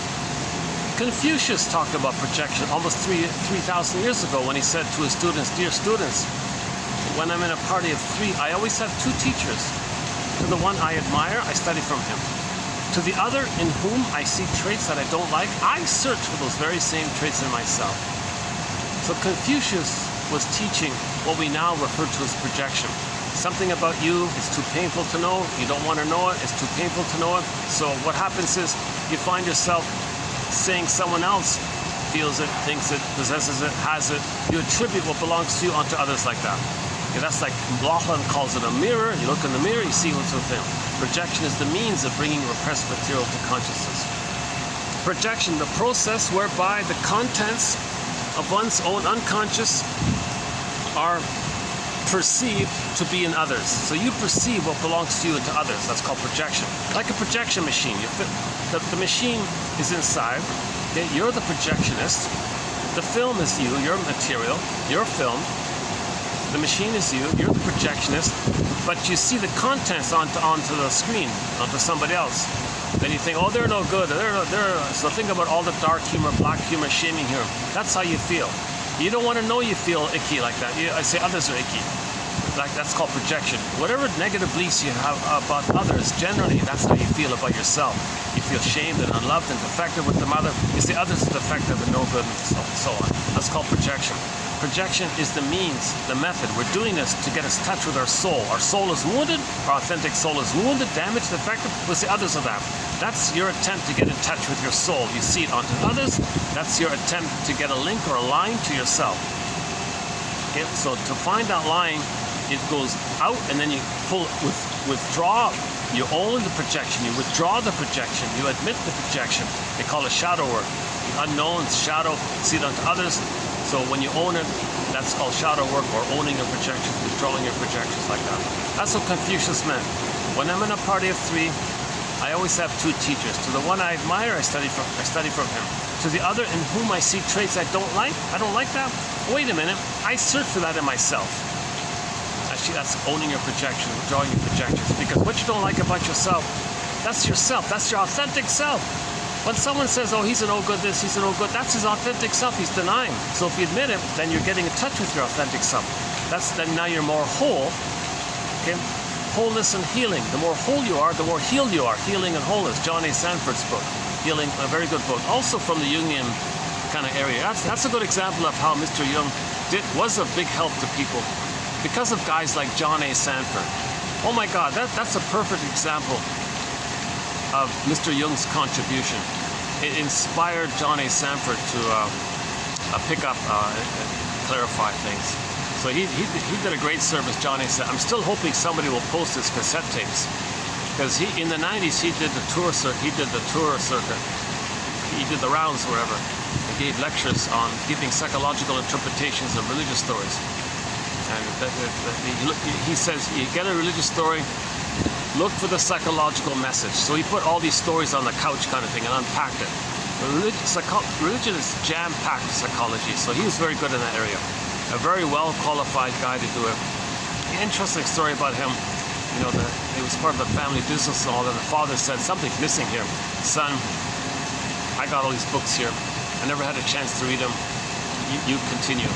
So he did, and then he gave us the psychological meaning of all this nonsense, all these stories that people are telling. Now, these stories that people are telling, whenever we make any reference to religion or religious stories, it's only in the context of when it's being used deliberately to pillage and plunder. We're not talking about victims of the pillaging and plundering. So that's another disclaimer. So I got two ongoing disclaimers throughout this series. I'm not a shrink, I'm not a professor, I'm not a midwife, doula, nutritionist, gynecologist. I haven't been analyzed, I've never been a counselor, never studied psychology. A portion of what you're hearing is wrong. You got to figure it out yourself. And number 2, whenever we mention religion or religious stories, it's only in the context of when it's being used as a tool or an adjunct or a part of the pillage and plunder to prevent healing. Because in order to pillage, you need prejudice. Religion blocks the healing of prejudice, and prejudice is created with trauma. And trauma was started 10,000 years ago in conjunction with the transition from village to pillage, global village to global village. That's a whole topic right there. Go to 2725. It's a 7.5-hour video called The 48 Symptoms of Homo Traumatus. Oh, there's some. Oh, he's been there the whole time, the bird. Well, that's the first time the swan has just sort of sat near me the whole time. Yeah.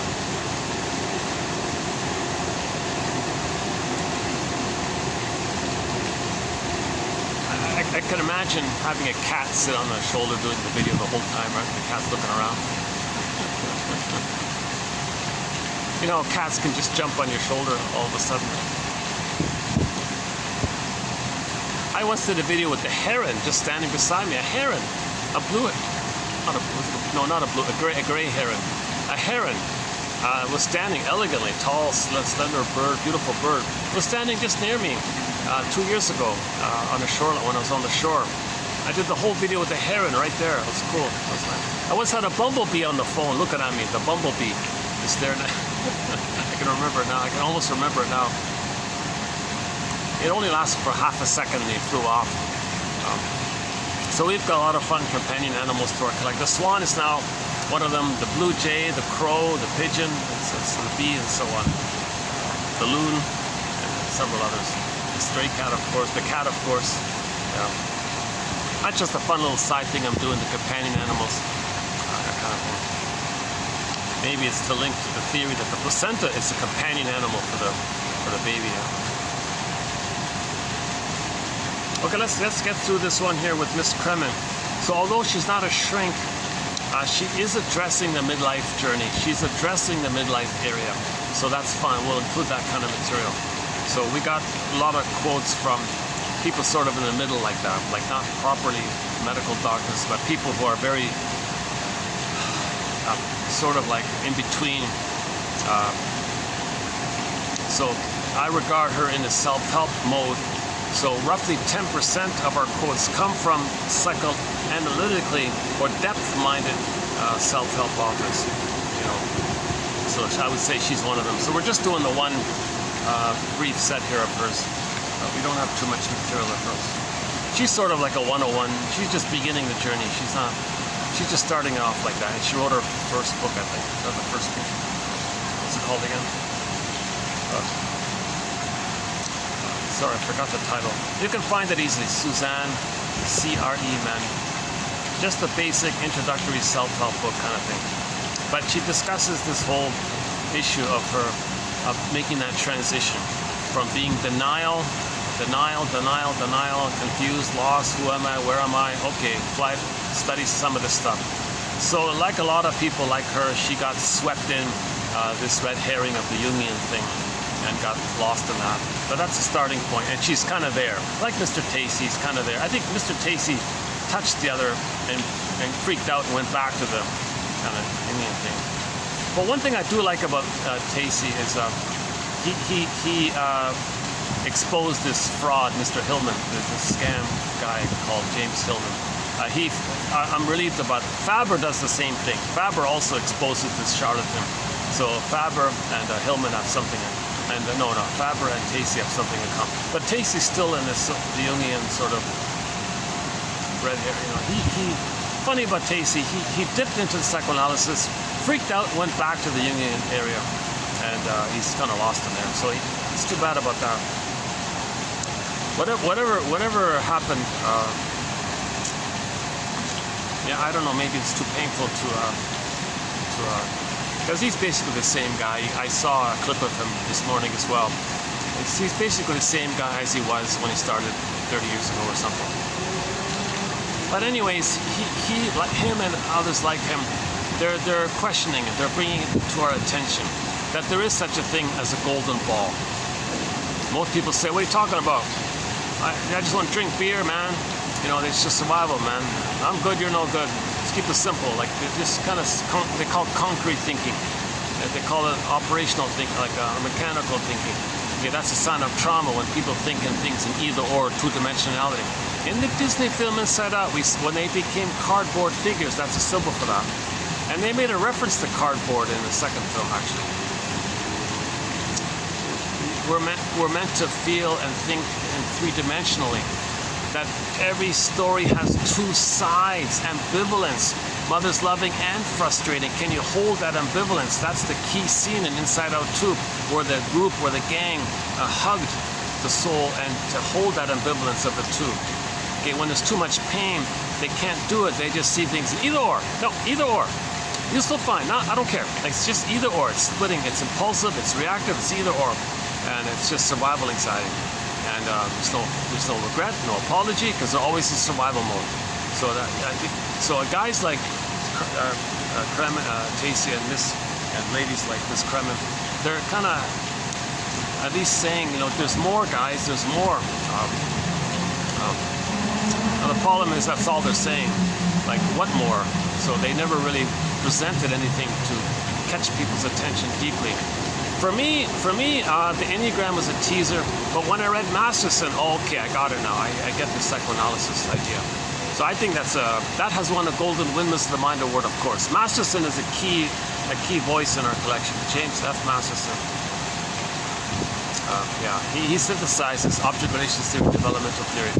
Sometimes half-jokingly calls it the Masterson approach, which is fine. I love it. It's okay. He's excellent. He's really Karen Horney as well. We recently did 3 videos on her work just recently. Karen Horney. Bergler is a major contributor. Edmund Bergler, major contributor. Fairbairn, Mahler, Klein, and goes on. Okay, so back to this sort of self-help book about midlife.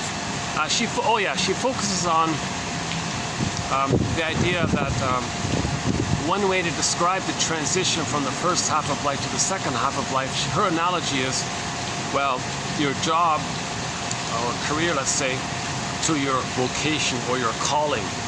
So she does it like that. So she takes the first half of life.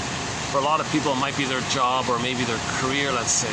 But the second half of life, you're looking for an expression of your beingness. That's your vocation or your calling. It's more feelingful. It touches your inside now. So that's the transition from you want to get in touch with your beingness. Midnight Blue, Lou Graham's song, Midnight Blue. Your yin, the moon, the beingness. So when you get your beingness, then your work is a vocation and a calling when it's in touch with your beingness. If you're not in touch with your beingness, then you might have a career or just a paycheck kind of thing. You think in those kind of terms. So her book was sort of about that for herself, because she was looking for that transition for herself. What's my vocation? What's my calling? I got all these jobs and all that, and I guess I could have a career in one of these jobs, but what's my calling? What's my calling? She kept saying. So this is the call then, to be oneself as a service to the whole of nature and to my children, etc. So my website was under reconstruction. For all its wealth, mostly derived from the exploitation of natural resources, okay, and slavery and genocide and all this stuff. That's where the wealth came from, right? Really? That's your wealth? Anyways, for all its ostensible wealth, mostly derived from plundering and pillaging and genocide and slavery, a deafening silence about matters of soul and spirit. Because it would bring up all the shame of who they are. What? Their parents did all that, created slavery and all that, and they stole the stuff and gave it to you. I don't want to question that. I just drink beer, man. A deafening silence, maybe that's why. A deafening silence about matters of soul and spirit. Australians pride themselves for being practical people. Now we're practical, that's the slogan, huh? Yet we have been educated out of a symbolic way of understanding, okay? Educated out of your feelings, okay? Now we can play a logical song by Supertramp. Okay? When I was young, yes, I had my feelings. They sent me away to the schooling system. It taught me how to be cynical. Now I feel like a vegetable, he said. The educational system fails to fulfill its mandate to educe, E-D-U-C-E, i.e., in the true sense of the word, educate, educe, meaning to lead or bring forth what lies within the individual. No way. The plunder system, the purpose of schooling as an adjunct or a tool of the plunder system is to make you unaware of your feelings, squelch your feelings, make a curriculum that keeps you away from your feelings, give you red herring after red herring, don't get in touch with feelings, don't give people the comic psychoanalysis, don't give all the students on graduation 1001 willingness of the mind and tell them to open it at midlife. I think everybody in midlife can benefit from this kind of thing. But then if you help you to feel and you know what's going on within, if you know what's going on within, then you know what's going on outwardly. Now when you don't know what's going on within, then you don't question what's going on outwardly. That facilitates the pillage and the plunder. So the people, most people, I guess, don't have this inner connection. That's why there's so much pillaging and plundering. The more of a paucity of inner experiences, says Karen Hornheim, okay, the more externalizing and pillaging taking place. If you get your feelings in your soul, you'll treat people nicely. If you understood that your mother didn't treat you nicely and you forgave her for it, and you treat yourself nicely, then you'll treat others nicely. So you get back your empathy. You get back your Midnight Blue. We're looking for that Midnight Blue, Lou Graham's song, a new song I just discovered recently. Lou Graham, the former lead singer. Depth psychology has failed to find a foothold in Australia. Same with Canada, same thing. Overly focused on the literal and pragmatic to the detriment of the healing wellspring that comes from opening to, the unconscious. If your feelings are frozen, if you're open to it, you might get back your feelings. So if you lose your feelings, then you concretely say, survival, practical. When they say practical, I'm practical people. They mean survival anxiety, jungle slogans, my greed or your greed. They just think they're missing the feelings. That's what happens in trauma. The baby's feelings freeze up. Snow White's in a coma. That's what we're talking about. Miss Core's still under him. Joey Sanders is still zooped away. Okay? Odysseus is looking for his home. He's far away from his home. Those kinds of things. We gotta get back to ourselves. We're looking for ourselves. So this is the call then, to find our authentic self as a service to nature and to succeeding generations. My website is under reconstruction.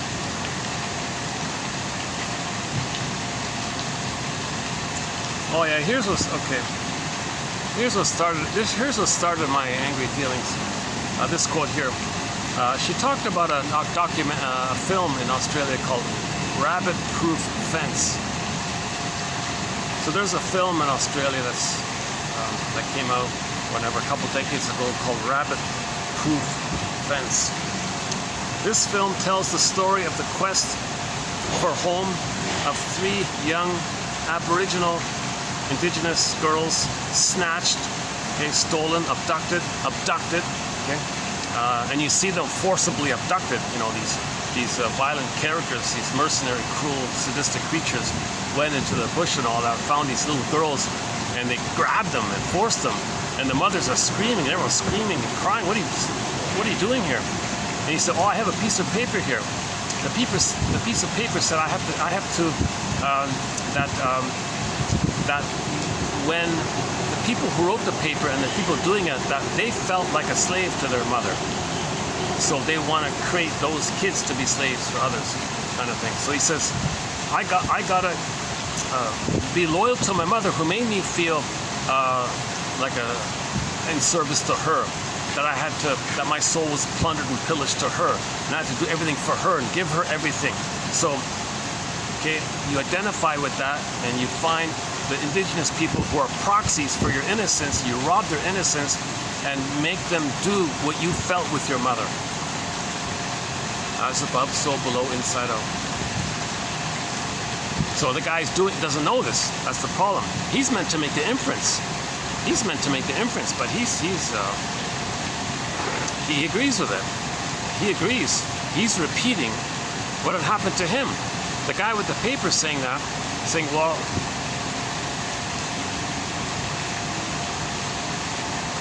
so you can see the clip there.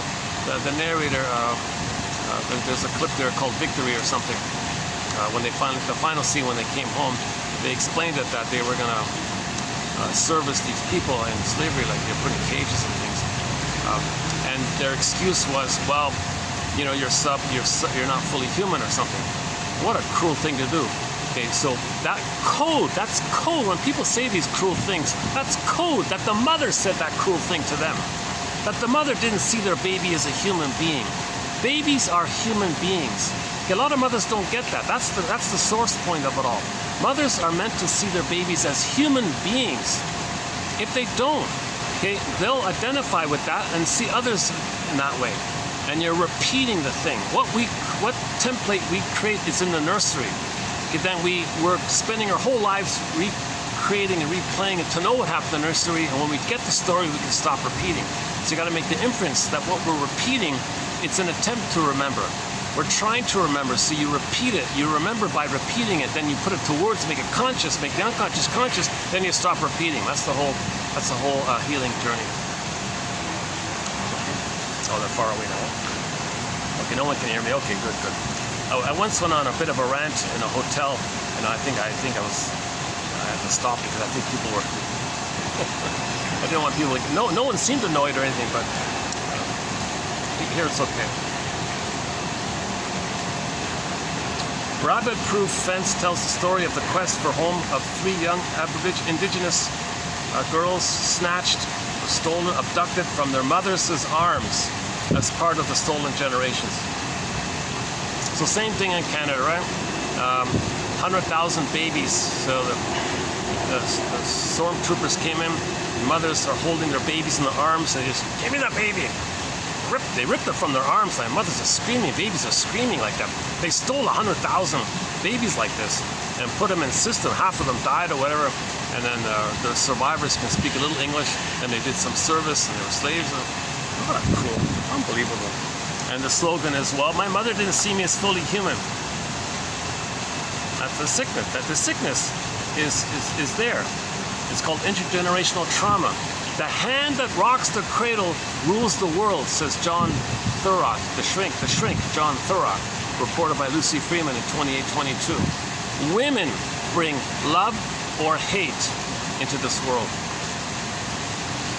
By the way, that in Inside Out 2, that scene with Mr. Gloom there, okay, my take on that is that when the baby identifies with the aggressor, then Mr. Gloom comes out, and Mr. Evil, Gloom, evil. That's identification with the aggressor. Treating others the way your mother treated you. That energy behind it is personified by Mr. Gloom. Okay, that's, or Mr. Evil, right? So all this evil you're seeing, that's the E-V-I-L is the reverse of L-I-V-E. The mother didn't let the baby live. L-I-V-E. Mother, I want to live. Mother robbed the baby, okay, of their soul. So he identified with the aggressor, then he robs others. That's the reversal of it all. That's the EV, that's the reverse of live. I think the image is Mr. Gloom coming out. So we saw that he was about to come out kind of thing. But he went back in, could come out, you know, that kind of, she's only 13 in the, or 15 in the film in Riley, right? So in a future film, you could have, if there's a version of the story where the person acts like the mother, Mr. Gloom will be at the console in the background or something, or running the console. Mr. Gloom could be behind the Wicked Witch character, or Enu can become a very sarcastic, negative witch character. So the Enui character can turn into the Wicked Witch, and behind the Wicked Witch, you'd be the puppet master. Behind it could be blurred in with Mr. Gloom. So it could be a condensation image between the Wicked Witch and Mr. Gloom. So that's the evil of what we saw in that trailer. I only saw the trailer, and somebody posted a clip of the conclusion called Victory. I didn't see the whole film. I don't know if it's available or not. But you see in the trailer the dramatic scene where they're ripping the kids from the mothers, and the mothers are screaming like this. So they stole tens of thousands, 100,000. Remember the people there lived for 100,000 years. Like 50,000 to 100,000 years. Some say, we don't know the exact dates, but they say at least 40, 30, 40, a minimum 40,000 like that. Some say it's probably 50, let's say. Could be longer. Who knows? So 50,000, even if it's 50,000 years, that was their home for 50,000 years kind of thing. Then the very severely traumatized people came, okay, and then reenacted what happened to them. Well, my mother stole my soul. I was ripped away from my mother. They ripped away the cord, the placenta, put me in a separate room. Some people were put on it. Someone said inflicted some procedures on them that made them callous and hardened and numb, so they can repeat the trauma and not feel. So they were made unfeelings. I think the metaphor is the Jepidars. You know, in the Star Trek, you got the Jepidar character. They were raised to be like that. You know. I'm not saying the Europeans are Jepidar. I'm not saying that. I'm just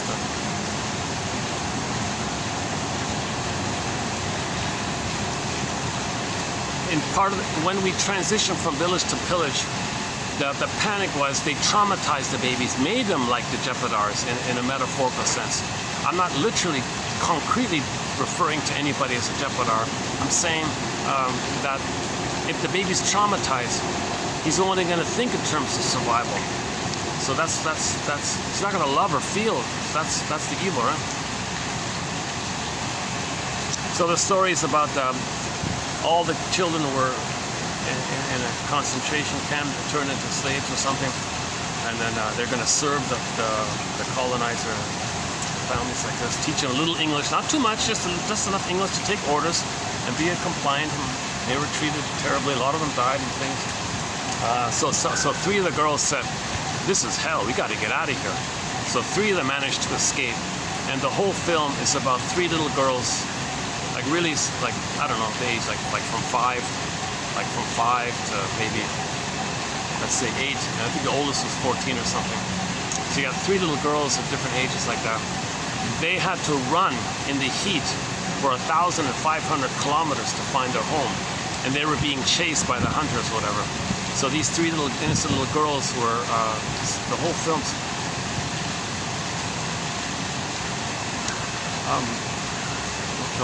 about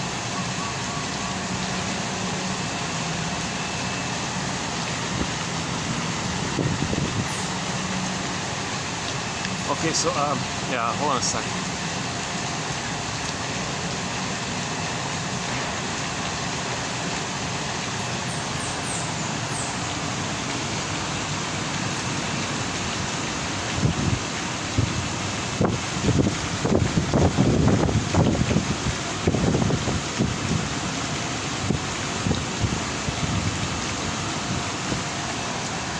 See, there's another bit of a Freudian slip. The emotionality in me, that's like a Freudian slip. I didn't expect, I didn't realize how much sadness I have in my unconscious around something that triggers in me like that. That scene triggers in me of when I had to flee from certain cruel things.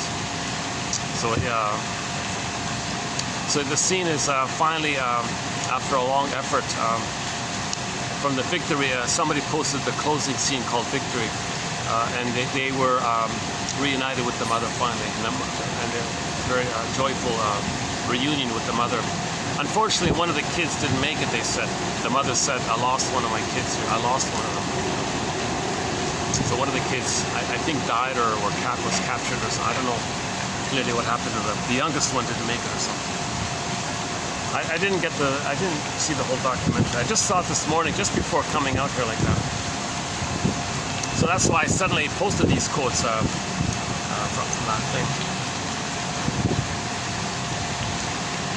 And then as a follow-up, yeah, funny, because when I was looking at that, there was another, YouTube posted another clip, sort of kind of related to it, about the current, present, ongoing efforts to squeeze out the remaining indigenous people and to make them look bad and to make the ones doing it look good. That's the angry thing.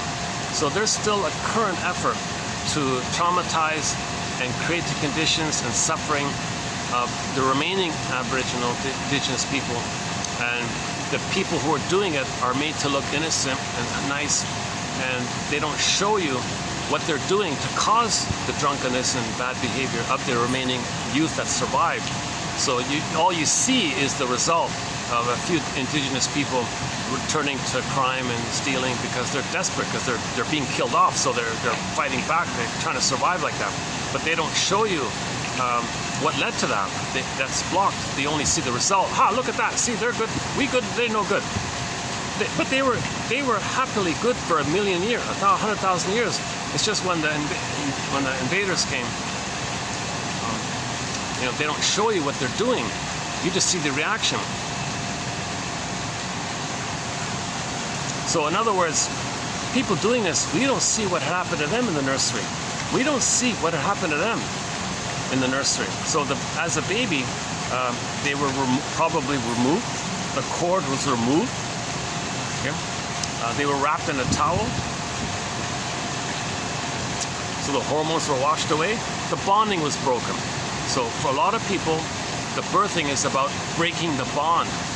Don't attach, don't feel, don't love. So they become callous like that. So we don't see that. So we don't see it like that. If you go to Gentle Warrior by the Mi'kmaq singer, Kayla Lynn Johnson, a high school singer, you see a clip there with an indigenous elder, Rita Joe, saying, we're trying to understand you. We're trying to understand your trauma, because your severe trauma makes you behave like this.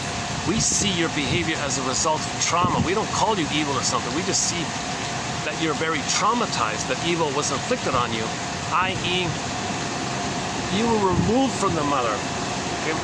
And then you identified with the aggressor, and then you act like her to have a mother. All babies must have a mother. So if the mother robbed the baby's soul, okay, pillaged and plundered the baby's soul, short-sold the baby's soul, they're going to become short sellers and destroy the planet for quick, because the mother got some pleasure from destroying the baby's soul for a minute. She got the pleasure for a minute. So you got to understand these kind of things.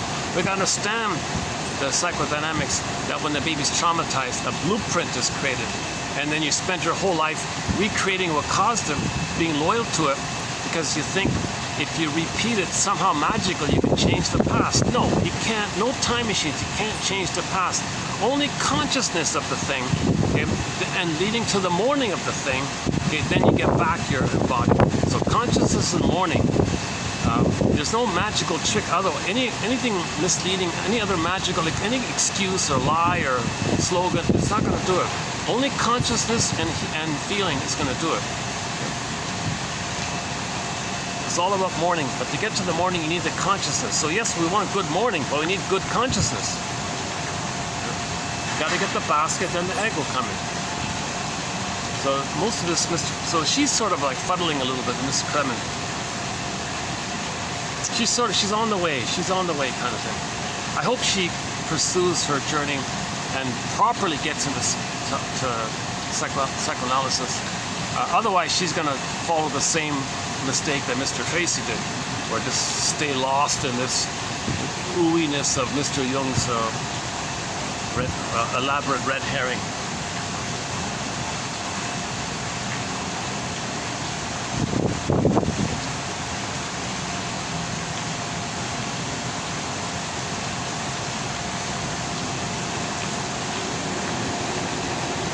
Yeah, so that news report didn't show you why the indigenous people are robbing and they're drunk and they're alcoholic and why they're behaving this way. They're in a panic because they're like trying to survive now, because they know a lot of the locals are trying to push them away, go in a boat and die in the ocean like they in Europe in the Mediterranean Sea. They want all those people to go on boats and drown. Like, what are you doing? The world was made for everybody. The world was made for all. We're all one family here. But only trauma makes you think otherwise. If you're not traumatized, or if you can heal for traumatized, you realize we're all one Homo sapien. We're all from the one same family, Earth family, Homo sapien family. It's just one, only one hominid. Okay, grew the cortex. That was us. Okay, so before we had the cortex, we used to be called Homo sapien, Homo bodoensis, one theory. And Homo bodoensis was the only hominid that adapted and survived. That's the one in Africa, and we're from that line. So as our previous version of ourselves called Homo bodoensis, it took us almost 1 million years to become our current us called Homo sapien, when we grew the cortex. Then we spread around, and then about 10,000 years ago, due to the mismanagement of our discoveries, then there's the whole issue of how that transition took place from tolerant to prejudice, village to pillage, and this whole issue. That's 10,000 years ago. That's a whole topic. And then from our traumatized state, we have a fear of the other, because the other's the mother. So if people hate the other, you put a dash between the M and the O in the word mother. If people hate the other, someone looks different, that reminds you of the mother. And people hate their mother. Unknowingly, a lot of people hate their mother for what they did. So seeing an other triggers the mother. Then you hate, then you transfer the mother to the other, because other's in the mother. Other's not so close like that.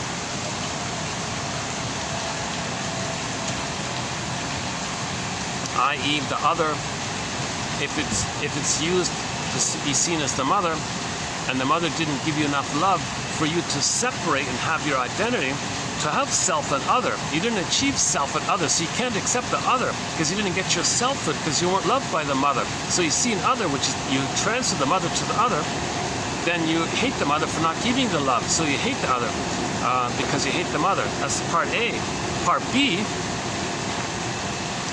is that when a person's traumatized, they have pathological nostalgia.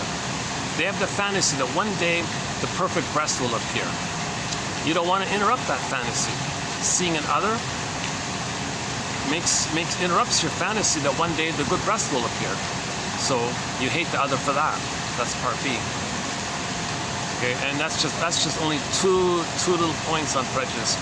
Okay, we got projection and emotion, and the triangle issue. There's a whole set of material there. Huge topic: psychoanalysis of prejudice, one of our threads.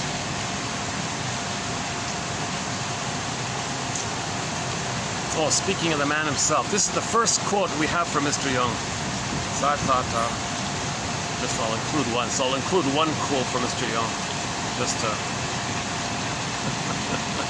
just sort of fits in with this one here. Everyone knows nowadays that people have complexes, traumas, scripts, okay, other complex, whatever. What is not well known, though far more important, is that complexes can have us. So we have the traumatic script. He's saying, do people realize that the script has us? The unconscious is a puppet master, and we're the puppet to the puppet master, and the script is the puppet master, and it has us, and the complex or the script is the puppet master, and it has us, and we're doing what the script tells us, what the puppet master tells us. What's the script? The script is get mother's love, express your anger at the mother, find proxies to play you, shame them the way your mother shamed you. See that proxy is your mother who hurt you, then play yourself, hating your mother, which the proxy now plays, because in the baby's brain it's Alice in Wonderland. You can shape shift and morph and flip and twist no time like that. So you can see the person first as yourself, then as your mother. You can flip it like that.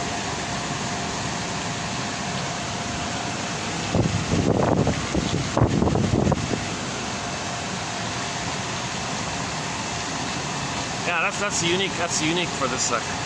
Today's video is unique. That's our first quote from this guy here. Let's give him some credit. Jesus, I can't totally ignore it. If possible, here's a key one here from Miss Kremen. If possible, interview your parents, your grandparents, or other relatives for details about family occupations, vocational hopes and dreams, and also traumatic events and difficulties. You may be surprised by the unexpected healing effect of such conversations. Spot on. This really is a good one. So this helps to get your story. Okay, this hopes and dreams one, go to Bruce Springsteen on YouTube, Independence Day, Toronto, and listen to the introduction that he gives to his song. Okay. About being startled and surprised that your parents are people with hopes and dreams. Didn't pan out. Still some blessings, but a lot of pain. Can you see the two? Can you hold the ambivalence? Like the 9 characters in Inside Out 2, we're giving the hug scene. Can you do the inner hug scene like that? Can you do the 2 like that? Springsteen says you got to do the 2 like that. Your authentic self comes from the union of the 2, the synthesis of the 2. There's something new from the 2. That's like the 1 + 1 = 3 thing. You want to get the 3 there.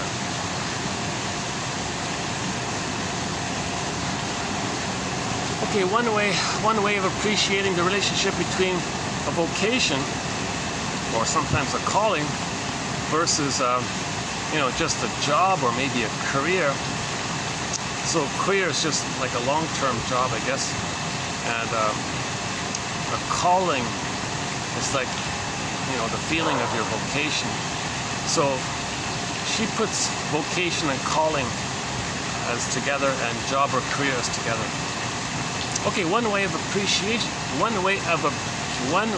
appreciating the relationship between vocation, calling, and job, career is to consider these notions as mythos and logos. Jargon here. Hold on here. Unconscious and conscious. The yin and the yang. Okay, now you're getting somewhere. I like that. Yin and yang of a life at work. So the yin is your vocation and your calling. The yang is going to be like the expression of it, right? The doing. So you want your yang to have a yin. If your yang doesn't have a yin, then your yang is just a job. If your job has a beingness, then you have your yin. Inside out. When it is necessary to make things happen, to get something done, that's kind of like the yang side of things, the doing. That's also known as logos. So she says the logos is like the yang. That part's okay. If you're going to say it like that, fine, I'll include it. Like the logos, like the act of doing, logos. The mythos is the yin, the moon, the beingness. Yet regarding the receptive yin, okay, aspects of vocation. Okay? It is the intuitive insights of mythos, closer to art, music, poetry, sculpture, etc., which provide the context of meaning, which makes such practical activities worthwhile. So your doing is worthwhile if you have the yin. Your doing doesn't make sense if you don't have the yin. Okay? Your doing, your yang, your logos doesn't make sense if you don't have the mythos, the yin, the beingness, the midnight blue. Your cherry red doesn't make sense if you don't have the midnight blue. To go back to Lou Graham.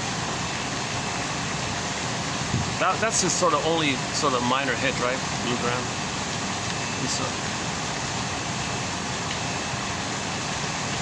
It is as if the notions of calling and career are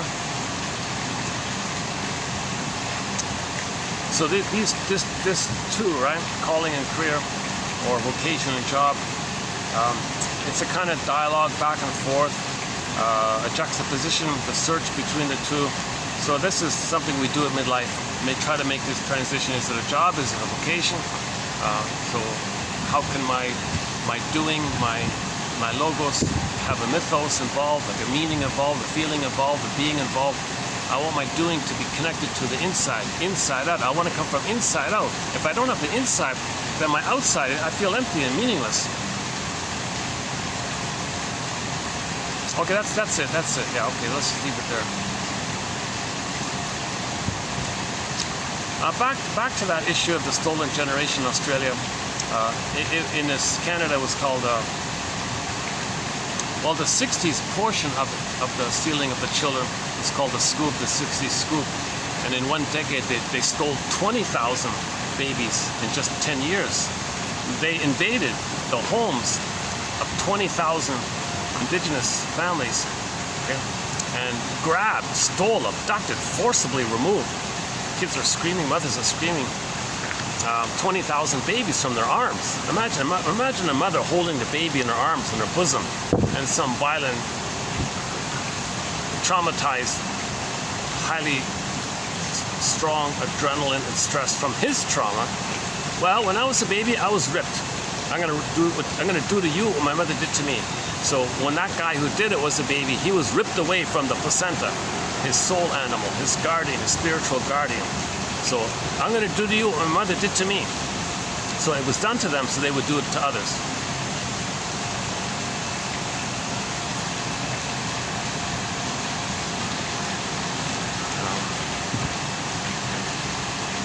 So we got to heal from, one shrink said, we're homo traumicus. All of the arts and humanities need to be devoted to this one topic, trauma. If we understand trauma, we understand ourselves, because we're homo traumicus. Interesting affinity stuff.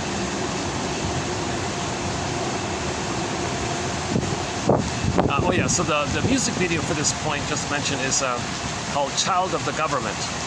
Child of the Government. Check out the music video. The song is just, whatever about the song, the imagery of the video, you can see it there. They showed it to you in a mild way, you know, some guy politely, sorry, madam, I'm going to take your baby.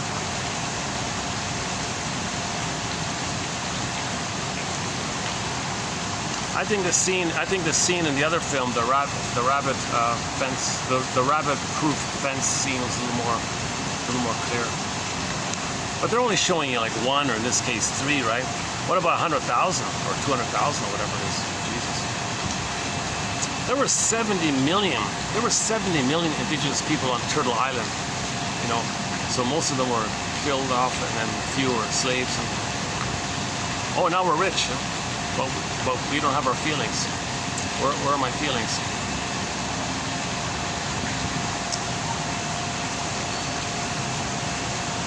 What is it again? Depth psychology has failed to find a foothold.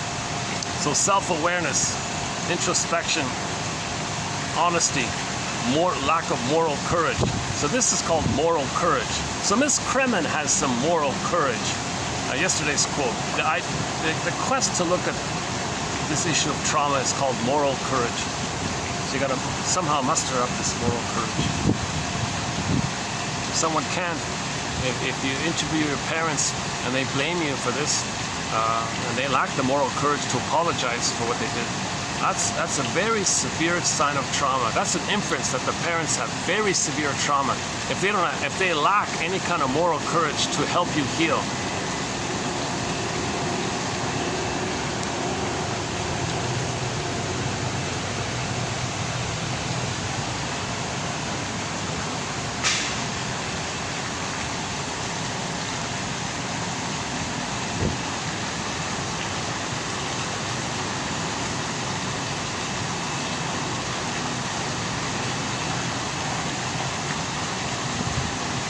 Okay, now let's go to part 2, Lucy Holmes.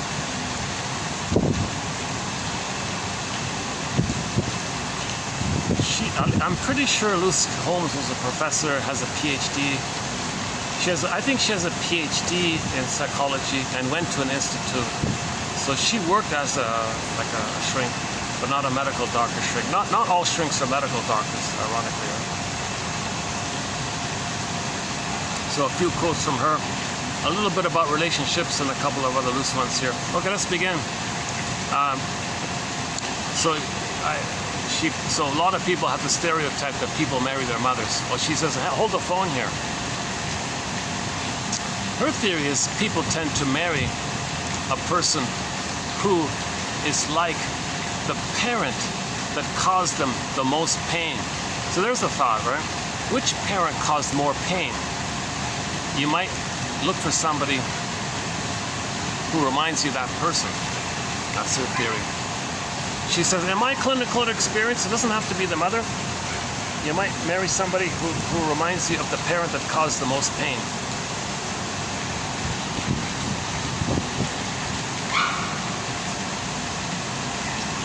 But the usual quote we have is, it is about the mother. If somebody in the present has a psychology like the mother,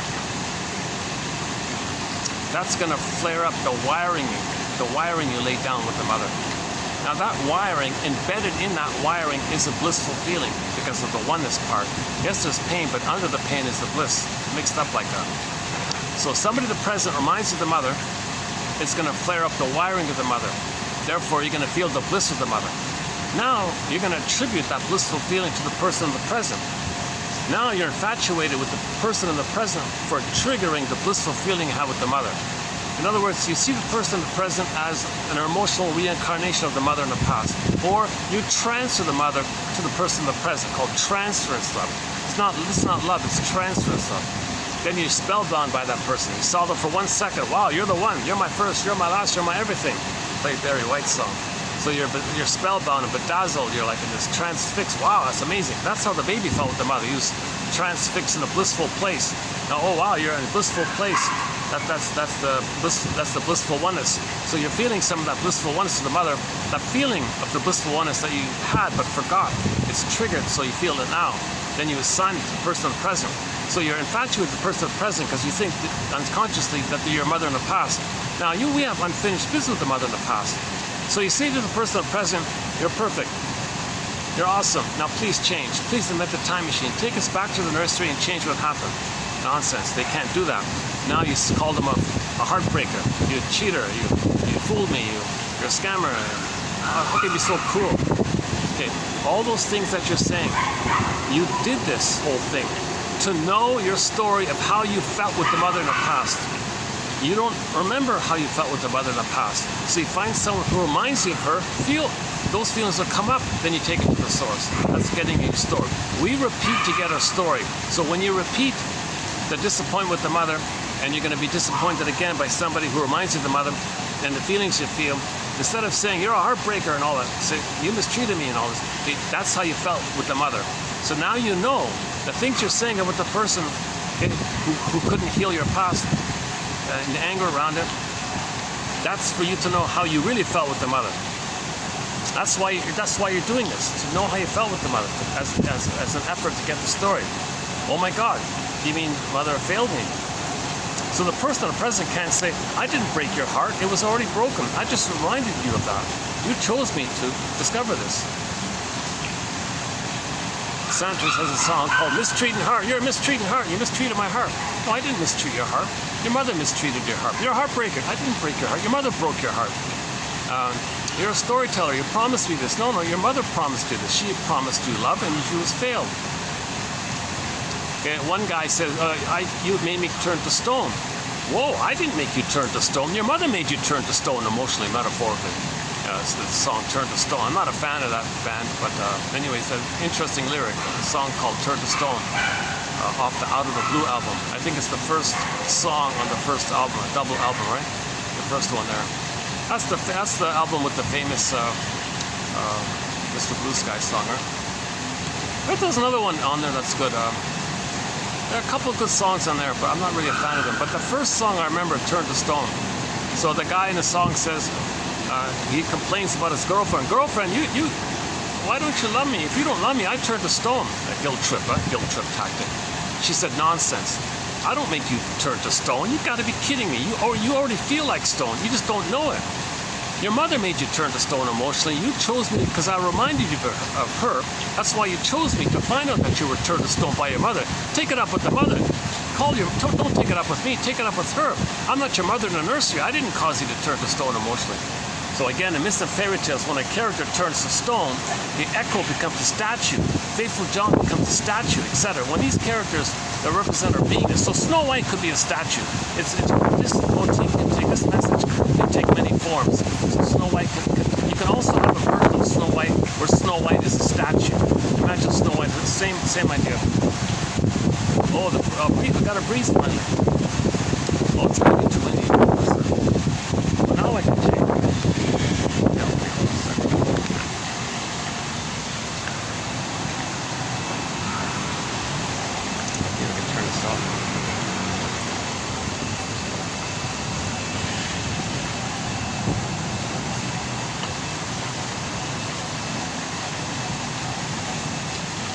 It's gonna get breezy. Let me go here for a minute. It might just suddenly become a thunderstorm like last time I was here. Just all out of the blue, just a sudden thunderstorm. Now it looks like maybe it's possible it could happen again, right? Hold on a second.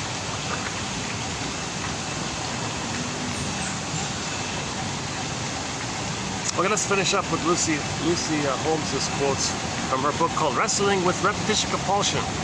Wrestling with Repetition Compulsion. Well, the book is called Wrestling with Destiny, but she means wrestling with repetition compulsion. So when the guy is spellbound by a woman in the present who reminds him of the mother in the past, you're wrestling with this whole issue. You're trying to understand it. You're wrestling. How do I understand this? That's what she means. Sometimes couples sessions can feel like a day in court. The analyst is designated judge in a trial that will determine who is the criminal and who is the victim. And both partners will work hard to convince the therapist and each other that they have the correct view of their unhappy marriage. I try to get couples to change their focus from who is right to what effect they're having on their partners in the here and now. Quote, Jim, what effect are you having on Harriet right now? Jim said, don't have a clue. What are you talking about? Why don't you ask her? What effect I'm having on her? Why don't you ask her? All right, Harriet, what effect does my behavior have on you? Oh, I didn't know that. Oh, really? I see. So can you imagine that in Australia? Somebody saying, indigenous people who are dying and all this, well, what effect does our behavior have on you? They might say, well, can't you see we're dying here and we're starving or poverty and no food and all this? Well, that's for me to.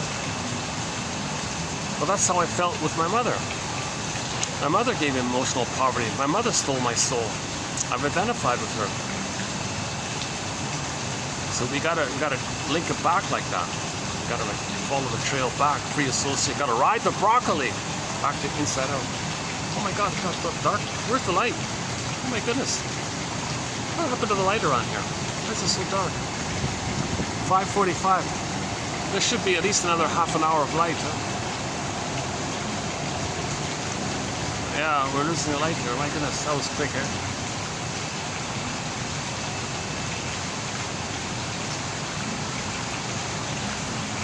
I could try, there's guests on the inside. Hey, maybe I can go to the upstairs part. Yeah, let's try that upstairs part for a bit. Yeah, hold on a second.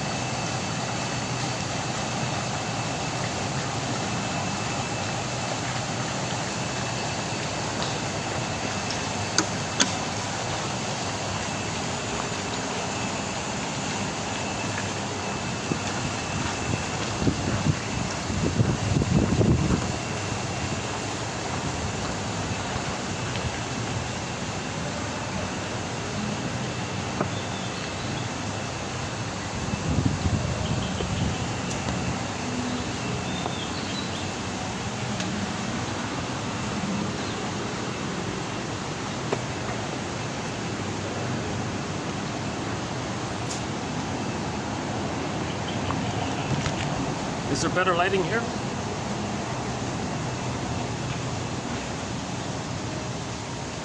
Oh yeah, here it's okay, right? Let's try this. Oh, wait a minute, if I go here.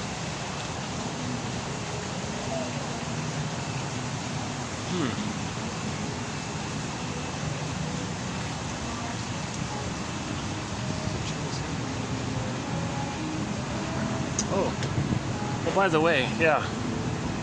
There's some nice pretty birds here.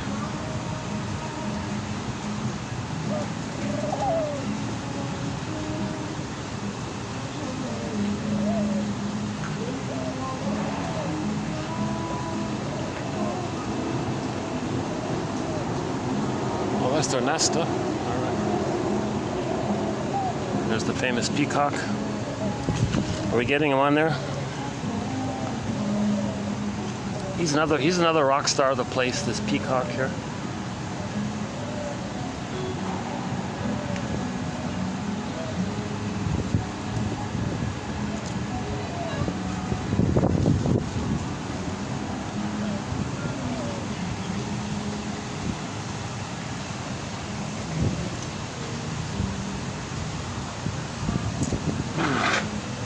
See if I sit under there, it's too dark, right? What if it goes like this? This is the best lighting, right? Hey, what if I do this? How about this? Oh, what about this right here? How does that work? Oh, that's okay. I had it right here all along. Okay, let's continue here a little bit. One second.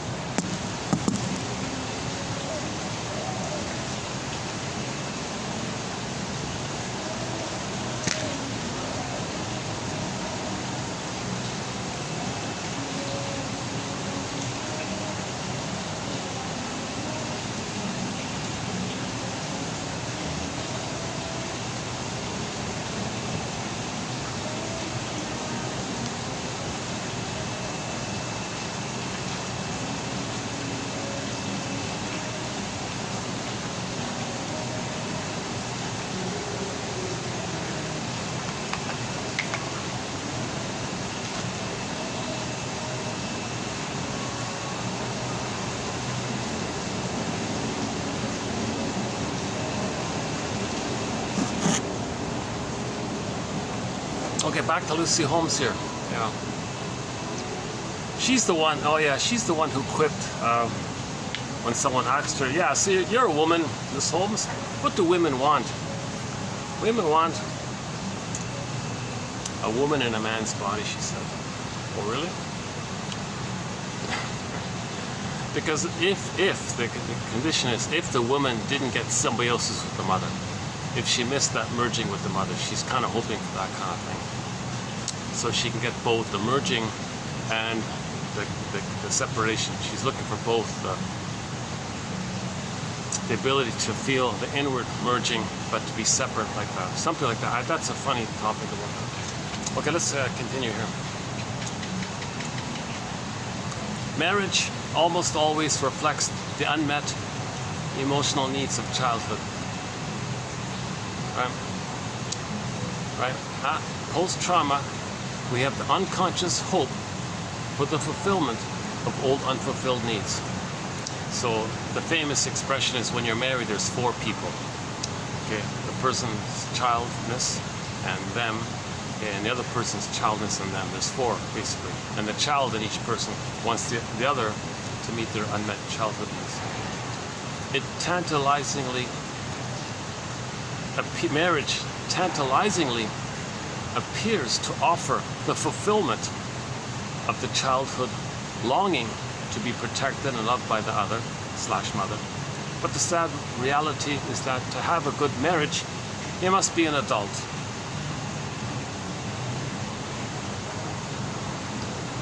Okay, the next miscellaneous ones here.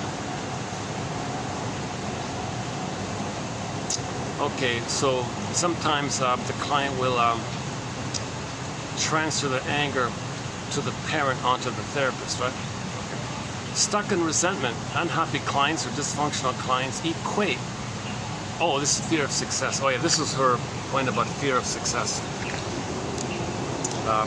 Stuck in resentment.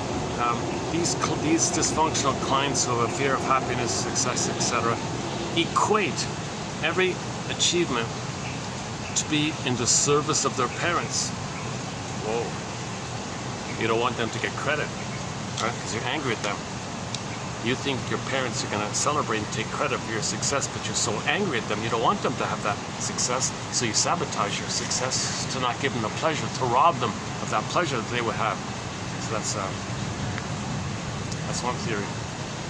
When these Avengers come into treatment, they often transfer feelings of retribution to the analyst.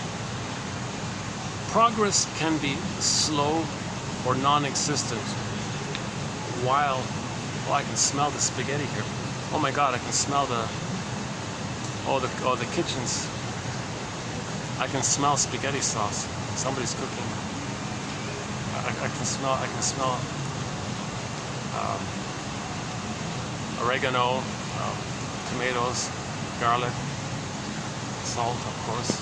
It smells just like a typical spaghetti sauce.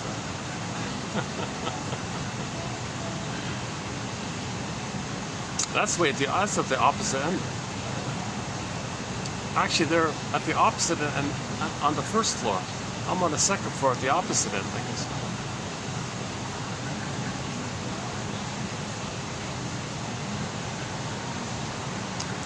Progress can be slow or non-existent while the client is getting unconscious gratification from torturing the analyst with her suffering.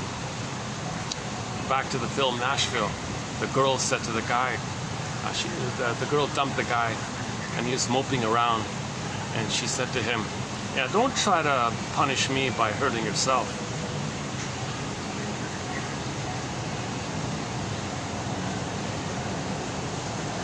When this kind of vengeful spite becomes conscious and is put into words in the therapy, the analyst can be hopeful that verbalizing the joy of depriving parent/analyst will finally free the client to achieve their potential. Adult failure occurs when the challenges of the present and of the future are dealt with from the point of view of childhood problems. Oh, I can feel the drizzle. Oh, it's gonna rain soon. Okay, let's maybe wrap this up now. Well, that's twice in a row I came here. It started to rain.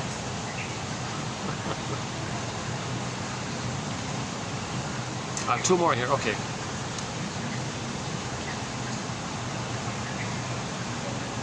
When we are entrenched in inertia, we blame whatever.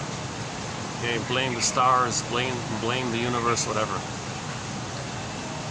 As if our failures could be attributed to the dominance of some unknown heavenly force or whatever, beyond our control. Blame the stars. Or we have the idea that any accomplishment will inspire envy in another, or oblige us to buy off or make recompense to a threatening person, or introject. Okay, introject. So you're afraid the mother in the mind will punish you if you're successful. You're betraying me. You're with me or against me. I'm with you, mother. So if you're going to be successful, you're betraying the mother introject, meaning the memories of your mother, the mother in the mind, the mother in the head, whatever.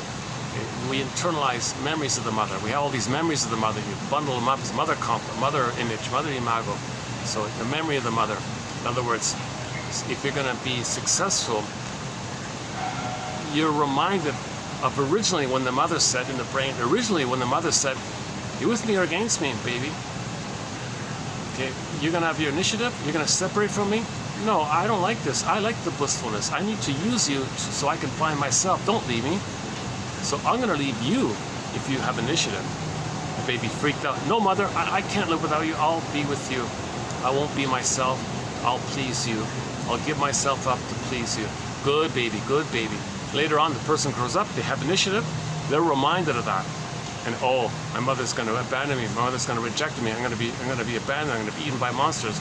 So, oh, okay, no, I better be loyal to the mother. But this is a memory of the mother. The mother might be 6 feet under decades ago, but you're still responding to the memory of the mother. That's the power of the unconscious.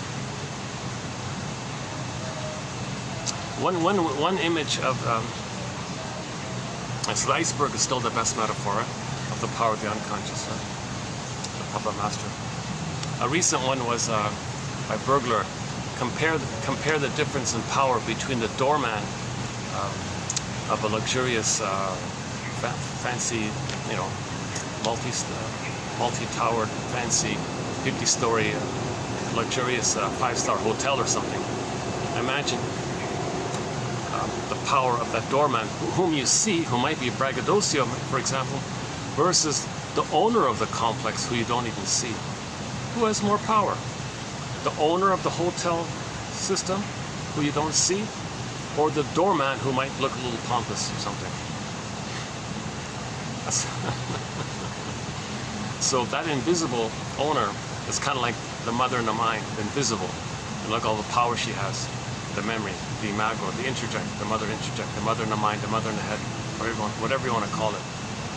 So if you're going to be successful later, that unconscious power like that, invisible power like that, is saying, oh yeah, I'm going to make you feel the way you would have felt had you had no mother. Wait a minute. These feelings in the brain are related to that time. In reality, I'm a grown adult in the present.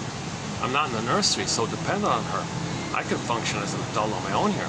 But your feelings are as if you're going to be abandoned and you're going to be a goner by the mother. So we got to make the unconscious conscious. We got to realize the difference between the present and the past.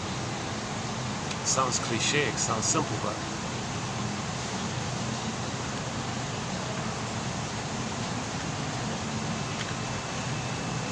one more here. Well, back to marriage. Most people have the potential to be happy to any number of people, but the dictates of our repetitions leave us ill-equipped for certain kinds of ease or happiness. It is unconsciously terrifying to consider an intimacy that would set us free, because when nothing is determined, we'd be, well, because then nothing is determined. So we never had, it's this unknownness of it all. We'd be out of control, open to the moment, rather than repeating an old sad script.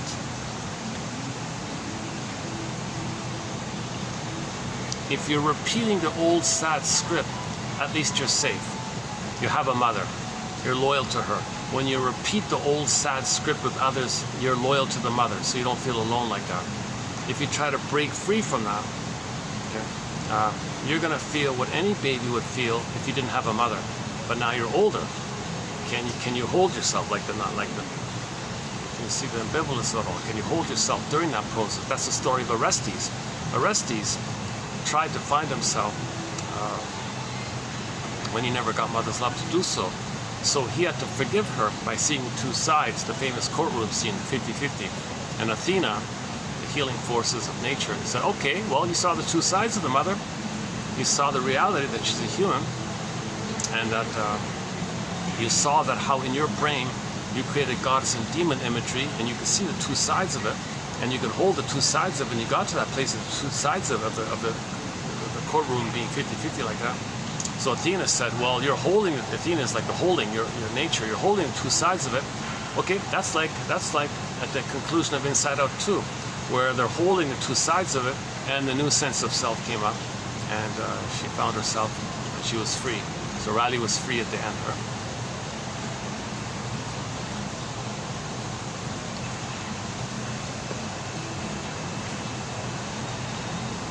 Why didn't my mother love me? That's the question the shrink asked Lucy Freeman back at TQ 2822. Stop raining. Oh yeah, it's drizzling.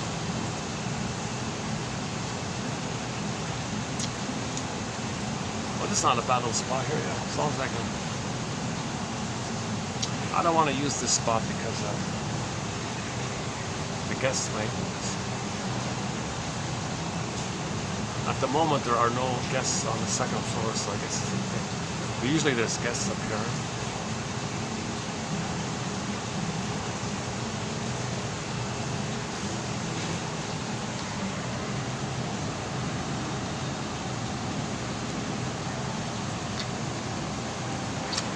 Okay, your mission, should you choose to accept it, is to pick one. So we post 10. What about today? Let's see. Okay, 2, 4, 6, 8, 10, 12, 14, 15. Okay. So today was 15. So we posted 15 quotes. So read these, your mission, should you choose to accept it, is to read these 15 quotes and identify the one that gives you the most umph. The most, whatever. Some reaction, something negative or positive. Something. Hopefully positive. It should be more likely should be a positive feeling, a relief. The truth sets you free. So pick one. So for me, let's see, I haven't done it for myself. People tend to, I don't know about this one. Her theory here is that people, if the father was more hurtful than the mother, let's think, somebody said this funny. One guy said that he didn't want to marry a woman who reminded him of his mother, because he had more pain with the father. So he was trying to find a woman that had the same personality psychology like the father, thinking he's marrying the father psychologically. So he marries a woman looking for the father. That's what he said. Okay, so again, ambivalent. This is not an either or, this is probably like a both and kind of scenario.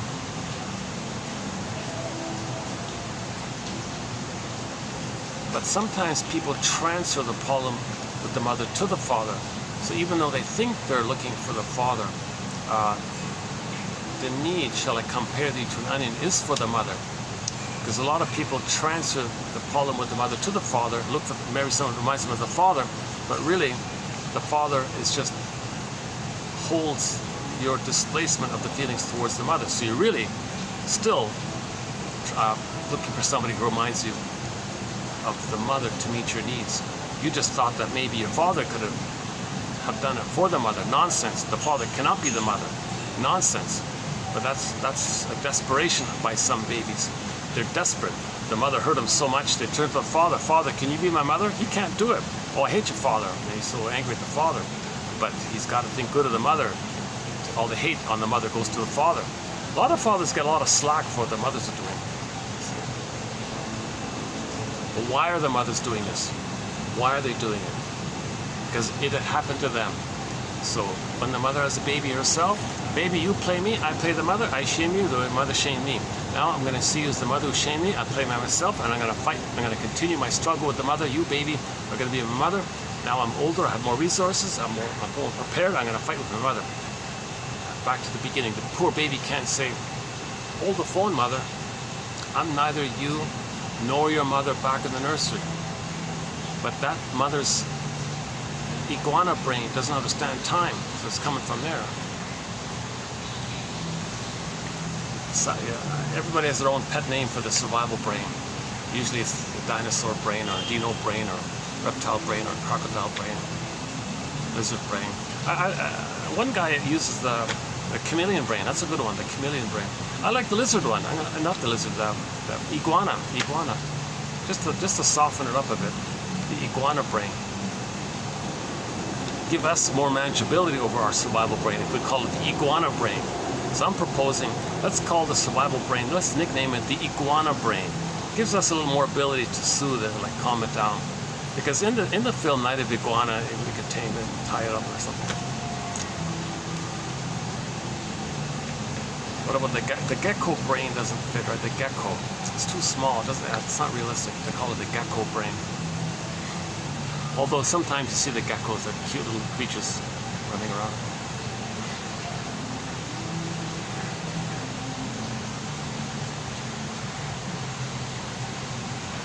I was at a place once where on the roof there was this, on the metal roof there was this thing crawling around.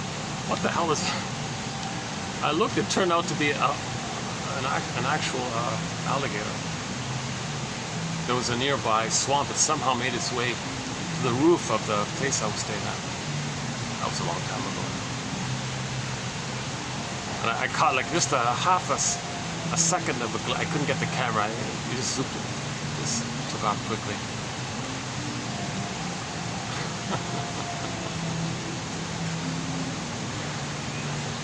I couldn't figure it out. It sounded like I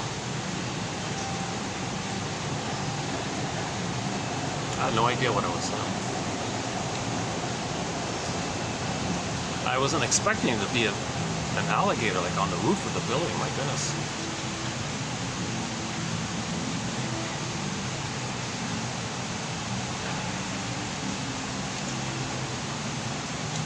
What's the, okay, the first one here. The second one here, the day in court. What effect are you having? So you can just think about that in your daily relationships. Someone doesn't want to talk to you. Well, maybe you had an effect. Maybe you had a contributing effect to that. Oh, here it comes. Here comes the rain again. Listen to the falling rain, listen to it fall, and with every drop of rain, you know I love you more. Let it rain all night long. Let my love for you grow strong. As long as we're together, who cares about the weather? Sings Jose Feliciano in a song called Rain.